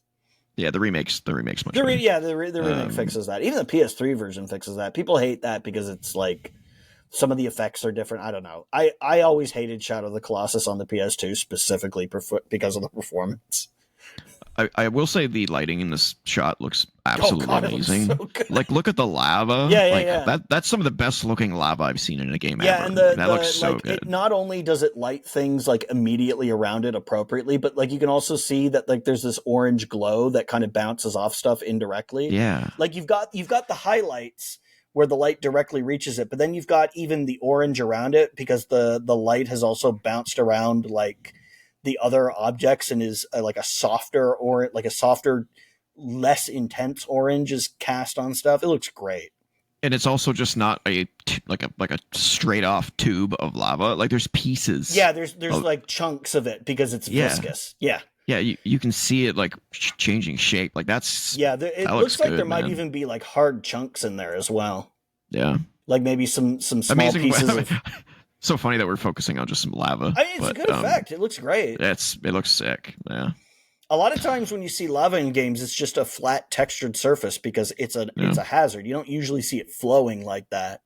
Yeah. So when they get it right, it's always worth pointing out. And I love bounce lighting. I love indirect lighting. Like it's such an important aspect of like setting the mood for a scene. It's not even just the realism. I mean, it definitely helps with the realism, but like even if your game isn't going for realistic graphics, it sets such a specific tone.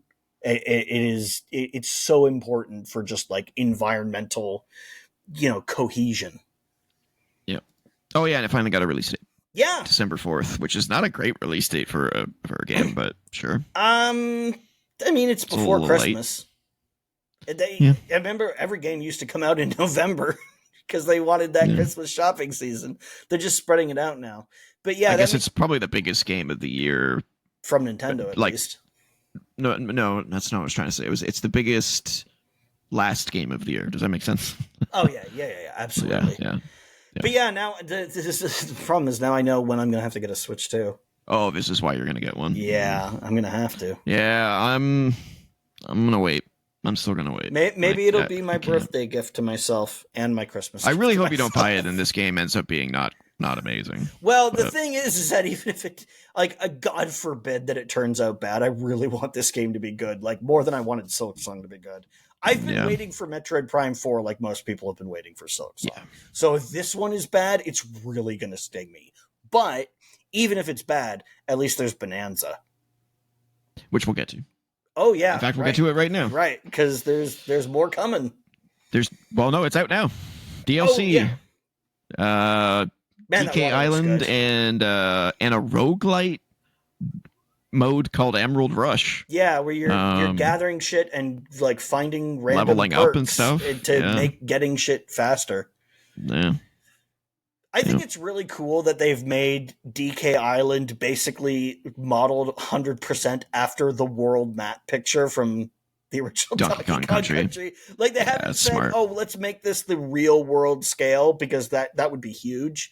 They're just like, let's make it at the scale that it looked like from the world map in Donkey Kong Country, because it's not going to be like a whole game environment. It's a bonus area, so it's a fun little thing to do, and it looks like it came just out of that pre-rendered background from the original game. Yep. Well, the original Donkey Kong Country game. When this said that it's available later today, I couldn't believe it. I was like, holy shit, that was fast. Yeah. I couldn't believe it. Still can't believe it. So, yeah. I mean, now by the time you get DK Bonanza, there's going to be huge DLC packs for it. So that's cool. Yeah, at this rate. Yeah. That's cool. I'd have more to say on it, but obviously, we haven't played Bonanza, so. I find it interesting that giant stone DK head looks more like the Rare era DK than the current design of the character. Yeah, maybe that was on purpose. Yeah. Some people were saying that it's the DK Island from Donkey Kong 64, but I never really played that game, so I think there was music from Donkey Kong 64 in there. And there's a demo for the 2 people that probably didn't buy Bonanza already who own a Switch 2. You own a Switch 2, but somehow didn't buy Donkey Kong Bonanza. Strange. Yeah, okay. And then the final announcement was a new Fire Emblem game. Yeah. Which I don't really have much to say because it's not a series for me. But I know that it's a huge franchise for them, a huge seller. There's a lot of people who really love Fire Emblem. I think it's cool. I wish I could get into it. I'm just not a fan of the rock paper scissors tactical and that's gameplay. 100% what that is. Yeah, that's what the series totally is. I just don't like that style of tactical. Yeah, I've played a few of the Fire Emblem games and I got into them, but I didn't like go, oh my god, this series is 100% for me. I wish that those games had been coming out in North America in the 90s because I totally could have gotten into them like more back then. But it's just another one of those like, hey, this is a crazy long RPG, and I've got like plenty of other crazy long games to play. I just don't have the time to fit it into my schedule with all the other stuff that I'm catching up on. Yep. And that's it for the news, and that's it for the topic of the week, and that's it for... Oh, no, sorry, we do have a couple more here.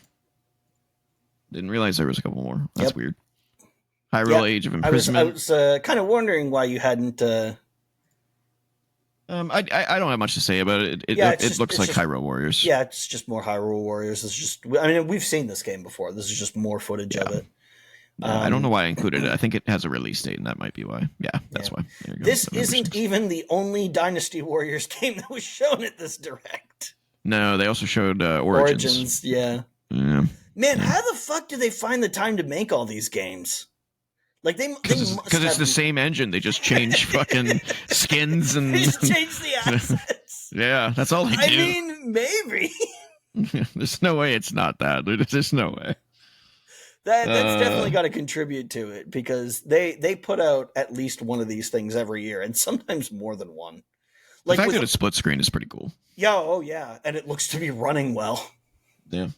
Oh yeah, and it's game share too. So I mean, if you have a lot of stuff was announced with game share. We didn't really mention that, but that's cool. Yeah, game share is great. Yeah. It's kind of annoying to me a little bit though, because this has always been a thing on PlayStation and Xbox. So why they're making a big deal out of it? Well, not entirely sure. And the thing is, it was a thing for some games on the DS.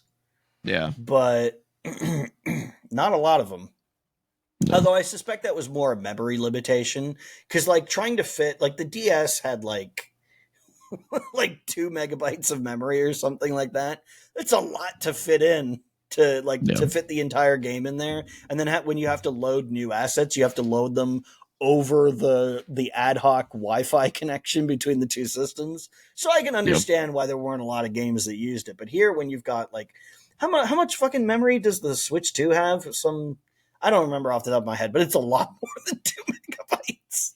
Yeah, I think is it 16 gigabytes or 32? I think it's probably 16. Can't remember. Yeah.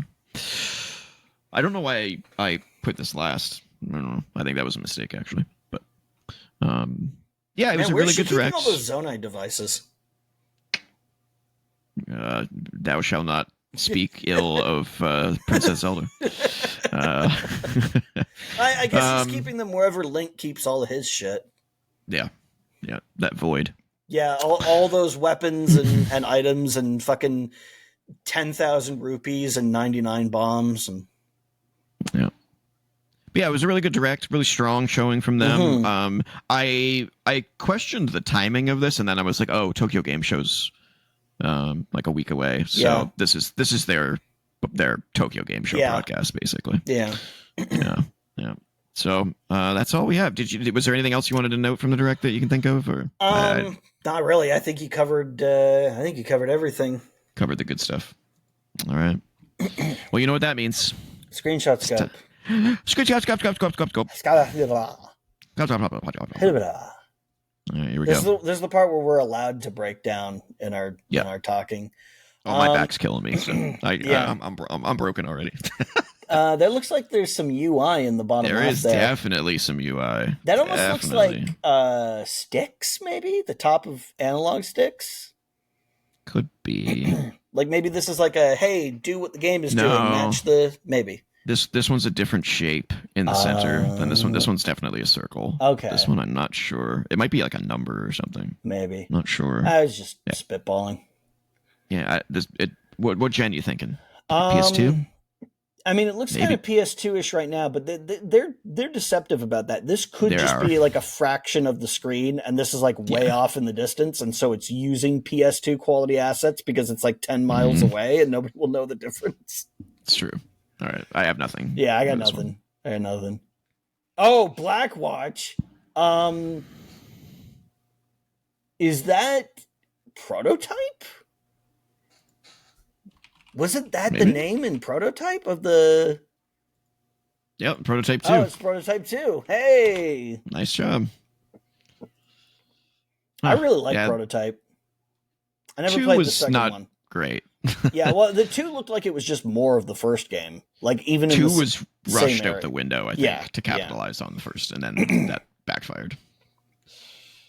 All right. My favorite thing about Prototype 2 is that they start you off near the end of the game, and then most of the game is a flashback, so you start off getting a preview of all the abilities that you'll get eventually, so you're That's cool. Oh, this is what I'm gonna get to do. Can't wait. Oh, yeah, that game was great. I mean, kind of. Gameplay was fun. The story was kind of meh, but whatever. I don't know. Is this Welcome to Her? No, maybe. I suddenly realized those do look like slots maybe milled in the back of the system. You can try it. No, it's not in there. Okay. All right. I don't know. I don't know.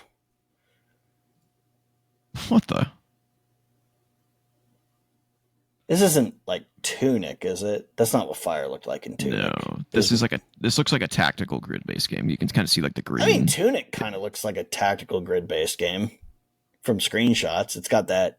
I don't think Tunic got a 79 though. That's pretty low for Tunic. I feel like Tunic's probably a lot higher than that. I mean, I would have. We could try it. I don't have another guess. But I didn't really connect with that game. Mobile and PC. Interesting.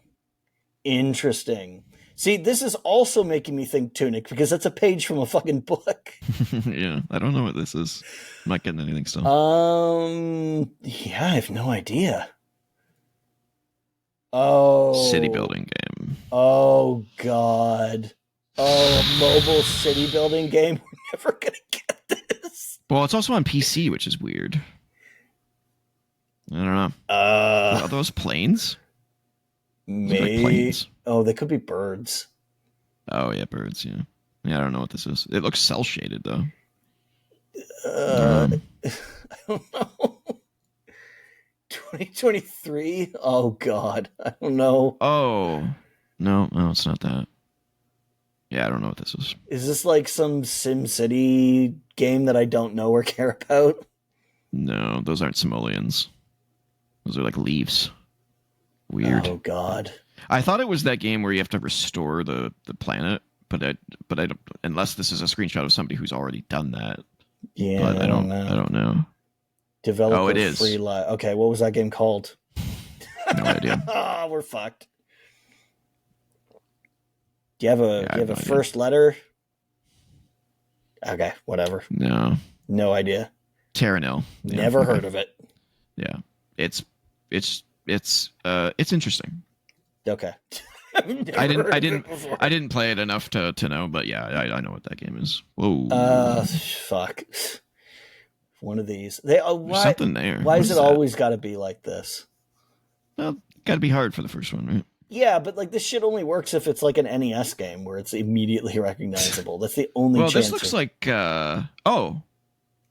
is this Ocarina of Time? Is this no, they didn't have the carpet didn't look like that, did it? I mean, maybe in the 3DS version. Oh, yeah. No. Oh, it's 3D Dot Game Heroes. Oh. Nice. I played that. It was pretty good. Yeah, I played it too briefly. Yeah, I didn't beat it or anything, but it was a pretty good game. It was a better joke than it was a game.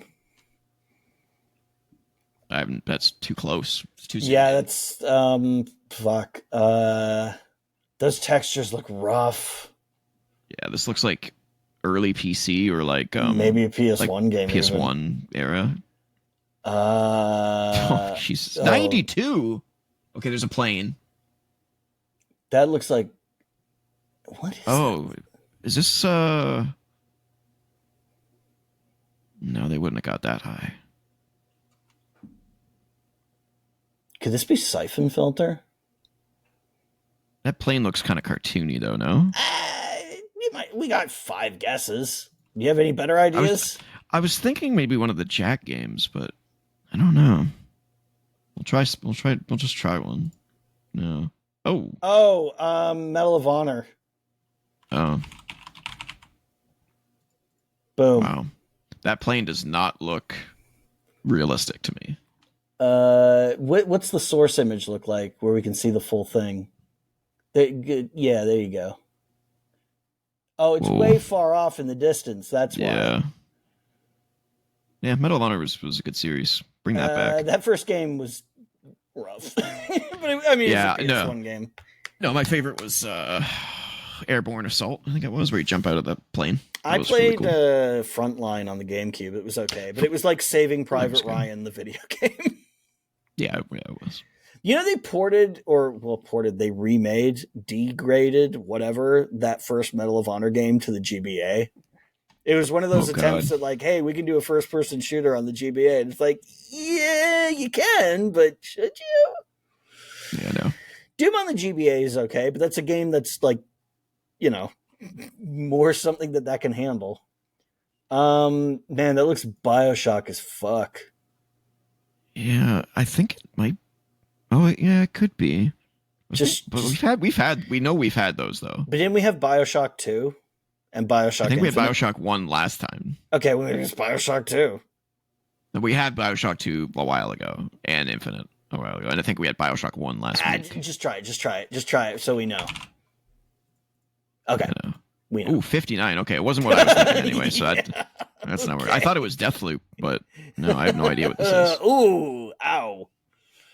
No clue. Yeah, I don't know. I don't know what that is. Okay, well, that's more recent.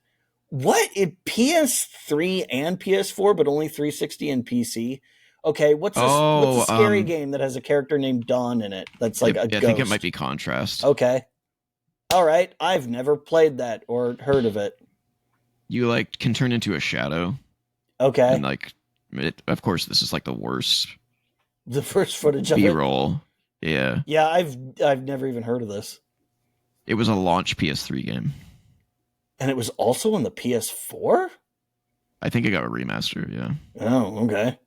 But only for the PS4, apparently. Yeah, weird. So I don't know why they chose that. Yeah, see, so you can turn yourself like into a shadow, basically, and then you do platforming, 2D platforming. Okay. To like traverse the... And that's not necessarily a bad idea. There you go. But yeah, no, it wasn't terrible. It was just rough. Yeah. It was just rough. A lot of those early PS3 games were. Yeah.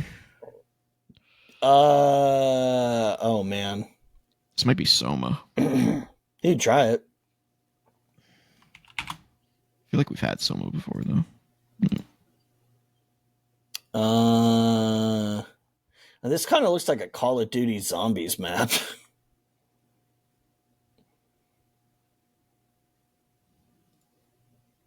But that's part of a broader Call of Duty game, and I don't think they would just give us screenshots from a Zombies map. I mean, you could try it and see if it's in the series. We'll see if it's in the series. Yeah. No. PC exclusive. Is this Jericho? Oh my god. I don't think Jericho looks this good, but it could be. Like, I remember that aura from Jericho. You could try it. Clive Barker's Jericho. No.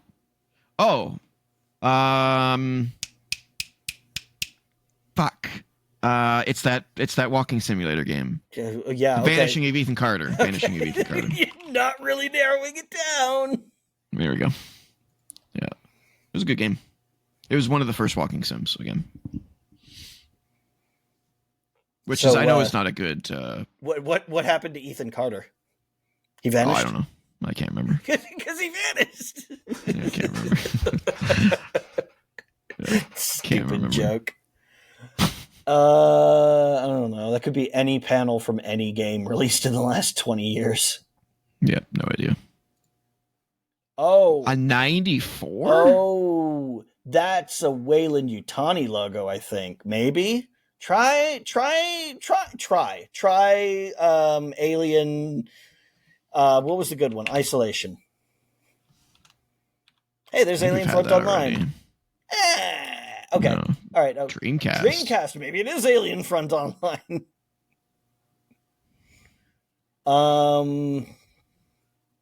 Go back to the first screenshot. I don't think... Is this that horror game, D2? Oh. There's no way it got a 94. No. No. What's a Dreamcast game that got a 94? Dreamcast game got 94? Resident Evil Code Veronica? No. No way. No? No. Okay, we need more. That game I have has no fans, idea. but just try Shenmue. It's not going to be Shenmue, but just try Shenmue. There's no way it got a 94. Oh my god, Horror survival. It is Resident Evil, right? It is Code Veronica. Yeah. What? Who the fuck gave Code Veronica a 94? Wow, what? That's crazy. I'm going to look that up real quick. Maybe that's just wrong. That's insane. Code Veronica. That's insane. Nope. Yeah, it does. Code Veronica on Dreamcast has a 94 from critics and an 83 from users. Whoa. Okay. I don't know what Look, to say I'm about not that. going to say that people have objectively bad taste, but that is objectively bad 94 taste. is extremely high for that game. That game is not a 94. It's not a bad game, but it's absolutely fucking not a 94. That is a 74 at best. Is this Death Stranding? Oh, it might be. Yeah, because that it looks kind of... environment looks very good. Yeah, there you go. Look at that. Yeah. Okay. Where are we here? Yeah, I'm only going to do two more. Not a 94. Maybe when it came out and people were like, "Oh my god, a Resident Evil with real-time 3D." Maybe. Yeah. But because of my back and our time frame, I'm only going to do two more. Okay. That is, I don't know what the fuck that is. A shell, I guess. It looks like a seashell, but it's kind of weird looking. I would say this is Death Stranding as well, but you can't have two. What's that rap about economics? She sells seashells by the seashore, but the price of shells will drop. I don't know. I'm not a rapper. Something more. Yeah, I don't know what this is. Neither do I. Okay. 87. That's pretty good. This looks kind of neat. I'm digging that. I don't recognize it at all. It kind of looks like the fucking view from the home base in Final Fantasy 16. Yeah. Yeah, I don't know what this is, though. This doesn't look familiar at all. Yeah. It looks cool, though.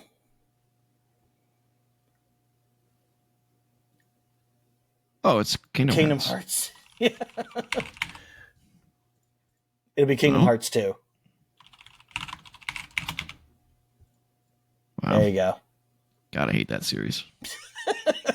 Oh, man. That's Devil May Cry 5. Really? Yeah. Well, thank you for making that quick. Nailed it. All right, ladies and gentlemen, this has is been the opening shot from the trailer for the game. Oh, really? Yeah. Cool. Oh, wow, they just got Virgil there. Oh, man. This has been Press Pause, a gaming podcast, episode 62. That's another game that I really wanted to like, but just could not get into. Yeah, I couldn't get into it either. If you want to follow me on the socials, I'm at TJ-Leo on BlueSky. And I am at Ninjas on BlueSky. If you want to email us, you can do so at co.up.podcasts@gmail.com. Don't forget to comment, like, share, subscribe, ring the bell for notifications, and join the Co-op Club Discord community server. Oh, and also turn off restricted mode on YouTube, because I guess that's a thing now that they're doing to prevent people from seeing videos. I don't know. I just heard about this from people. So I guess I don't know. I don't have a YouTube account. At least not anymore. Not since I got fucking hacked. So I guess there's a restricted mode thing to turn off if our videos aren't showing up. Not that there's anybody who's randomly stumbling across our videos. Oh, there's thousands. What are you talking about? Well, our shorts, maybe. Our shorts, yeah. Yeah. How much of that is translated into views for the show? Not much. Not much. But that's okay. It still gives us exposure. I guess. I like the exposure. And I can expose do not forget myself right now. But I got no camera, so it doesn't matter. Please it don't. Doesn't matter. Even if you don't have a camera, please don't expose yourself. You don't know. You still don't know. Thank fuck. You still have no idea. No, I don't. You could never know. Do not forget that we are not here next week, so we are taking a 2-week hiatus. We might have something next week, but probably not. We're taking a 2-week hiatus? Well, yeah, we're not here for this Friday, and then we're back the following Friday. So 2 weeks from today, we will be back. Oh, okay. So 2-week hiatus. Well, we won't be releasing a show for 1 week, but then we'll be the next week. So I only don't have to do one show. That's what. It's a 1 week hiatus for me. Yes. Okay. I was like, it'll be 2 weeks before they hear from us again. Yeah. Basically. Yeah. Unless we fucking finally record that Heretic video. Yeah, we probably will be able to not the week that we're taking off, but the following week, because the following week Wrestling Renaissance takes a week off. So you don't have, we'll work this out after we're done recording. Yep. So we have some gaps that will be appearing on the show. But until next time, get back to gaming. And get back to putting your pants on if you have them off and anybody knows, but nobody knows because you can't see me. I'm like John Cena. It's John Cena.